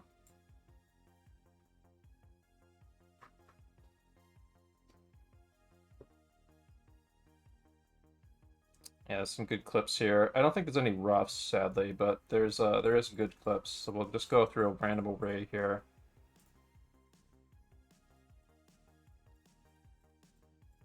Let's go through all of them. There's a lot of great animation in this show. It has a nice crunch and a physicality to a lot. Oh, fucking hell. Is it doing it? Yeah, I think it's... Yeah, Google Chrome is just being a bastard right now. So sorry, I'm gonna have to close down everyone's thing real quick so I can restart Google Chrome. I think it's like a video player bullshit thing that needs to be restarted. Let's see if it's played. There we go. Yeah, Google Chrome just needed to restart. That's why it was like fucking up any video that I would play.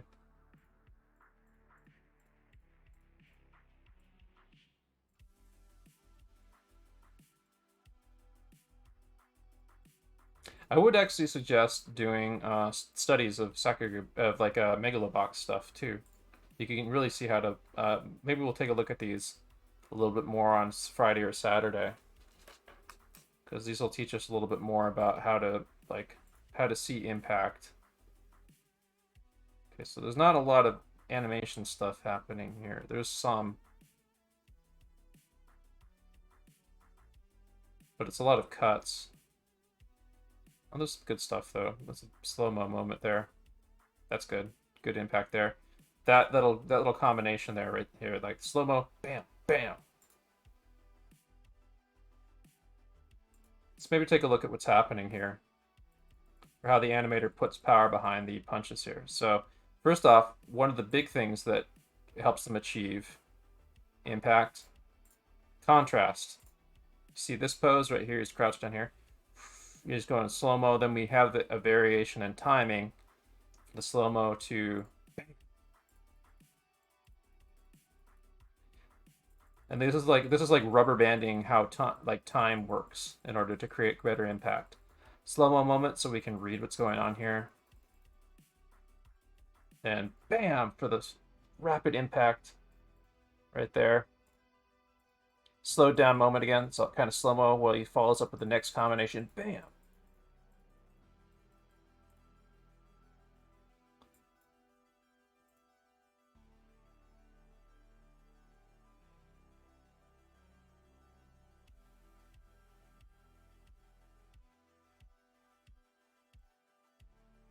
It's like a feeling of being hit by a freight train, almost. The sheer amount of impact that's happening there. Okay, that's a motorcycle thing, that's not boxing. Here we go. We get some fancy footwork in this beginning, and then...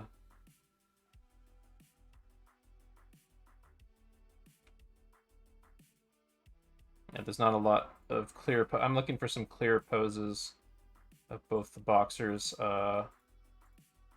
lined up. Let's see if we can find some.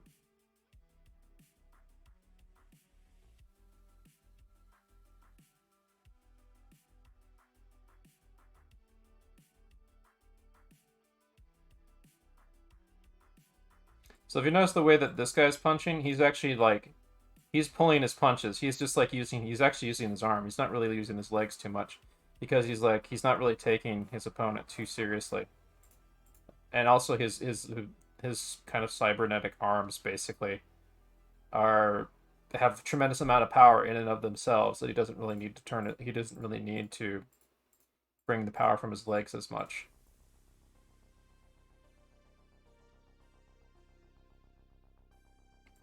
But in this case, you can actually see him like starting to take the guy a little seriously because about the clashing. So you can see him anticipating here of how he's going to throw a somewhat serious punch there. And check this out. Look, so this is a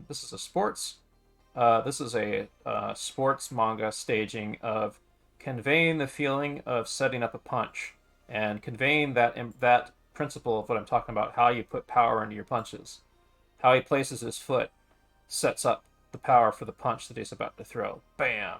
Really emphasizing the amount of power he's putting into his foot. And that emphasizes just like how much power he's preparing to put into the punch.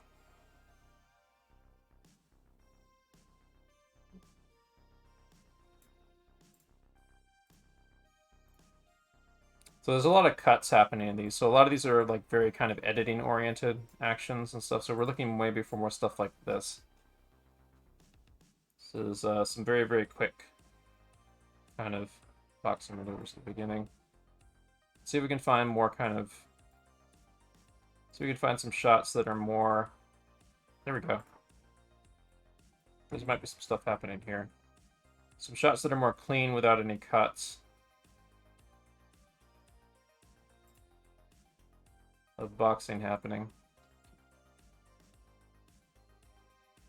Ooh. Really smooth slow-mo there. Like on ones.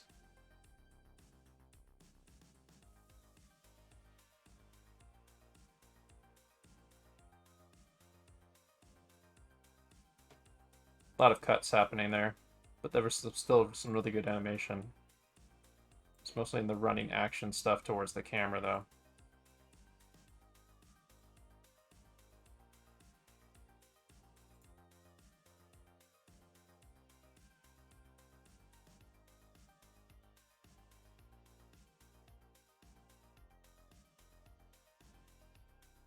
Ooh.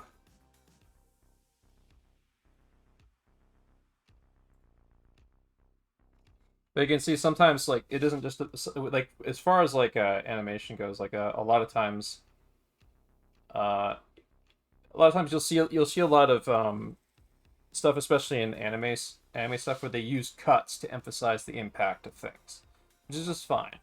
But from our standpoint as animators, like we want to be really cognizant of being able to convey power without any cuts in the action, you know. We want to kind of get really good at that before we start. Like, we don't want to use like frame cutting as a crutch necessarily for our ability to convey impact or acting even in animation. But cutting is a powerful tool, and that is something that should also be part of an animator's tool belt. That gets into editing.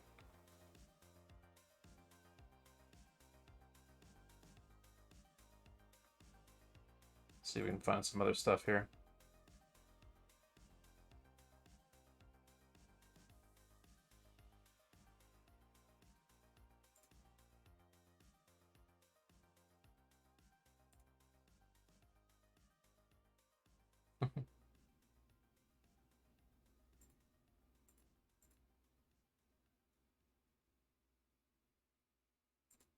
So this is an example of limited animation here. Like, so we have this great setup here, but then they use the cut here for this is like a single drawing right here. Single drawing where there's like an effect coming off of them.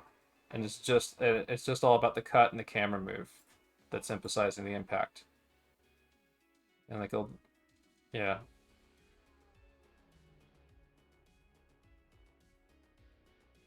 But there's a lot of stuff that happens afterwards, like after that frozen moment. A lot of really good animation that happens after, like this. This is a really cool close-up. Losing the mouth. Like, there is a little bit of like cycle stuff that's happening, like the wind on his hair, emphasizing the drool coming out of his mouth guard. Then there's like this. Losing the mouth guard. Cuts over to this action, continuing the action. He's falling in the same direction. Really great animation there, actually. Really great posing. Mouth guard flying up. Falling in towards frame. This is starting to get to like storyboarding study territory in terms of like the cuts on the action chosen for the certain shots. That gets into like choosing how to stage the animation or the scene.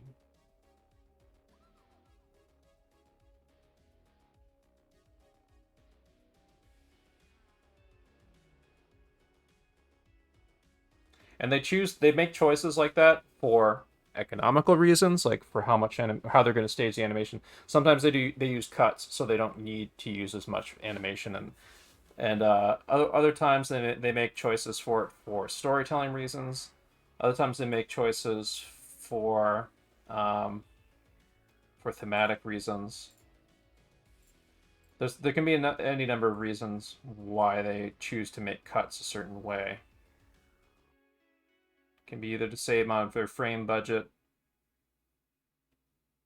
or it can be a particular directional choice for the storytelling. And a good director will know how to make good use of like how they pace out the really elaborate animation and how they use the shortcuts. So you get kind of a less is more effect. So this is a good shot right here. This is almost like kind of a continual loop. Seeing that we could just watch them endlessly punching each other.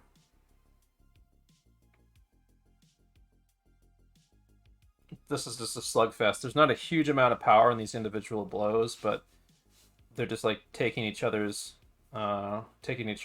down piece by piece.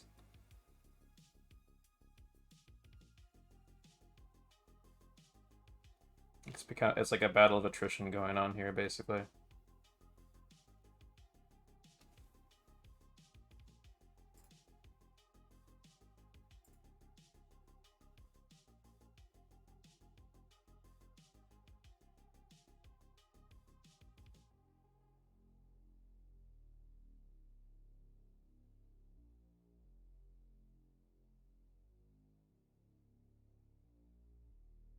It's pretty cool. There was some good impact moments in there.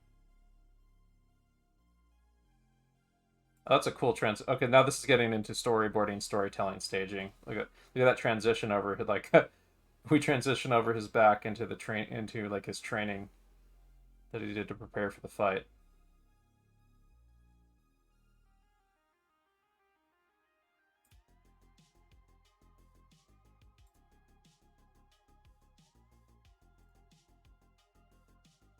This guy trying to use feints and jabs. Mind you, each of the boxer style is modeled after like existing boxing styles. By the way, in this anime, they did a lot of homework and research, even though it is a sci-fi series.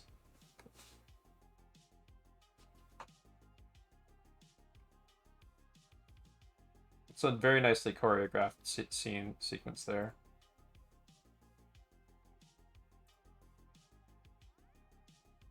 Okay, there's some good impact stuff happening here at the beginning. Bam, bam, bam, bam. Bam. The camera shakes definitely also help sell the impact here. For sure.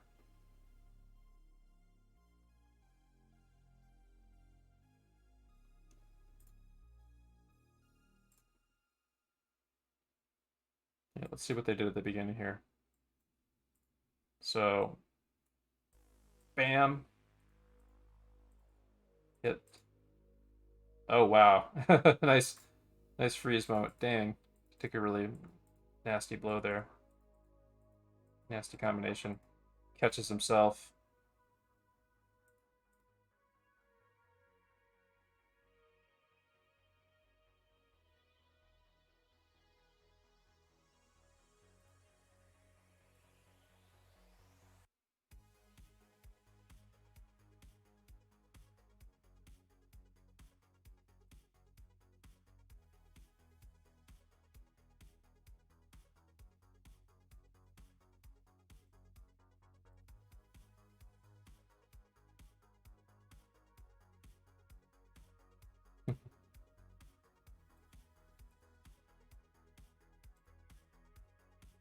So you can actually see it when he's training here, like how he moves his body to put power on his blows, and you can see like he's doing that. He's shifting his weight up through his legs in order to make those like quick jabs. When he has a more powerful move, he puts way more power from the feet into the punches too, changes stance and so on. It's all very like boxing 101 stuff. And you can see how this guy right here, like watch his legs when he's shifting his weight and stuff to throw those punches, especially like right here, like that 1-2 right there. Watch his legs, like here, 1-2. And he notice how he shifted his hips and stuff to throw more power into the blows. You can see that here a little bit too. Like it's just a few frames, but look at what's happening with the body. Like you can see the hip. You can see the power that he's putting in by pushing his hip forward and thrusting his arm out.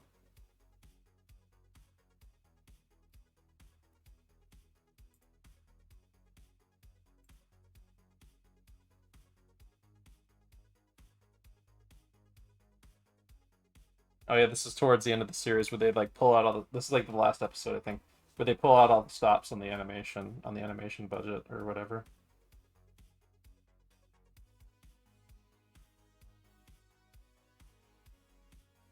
So the characters get really kind of loose and much more loose and gestural because the animators are really trying to put all their dramatic energy into the fight. because it's a really important moment for the series.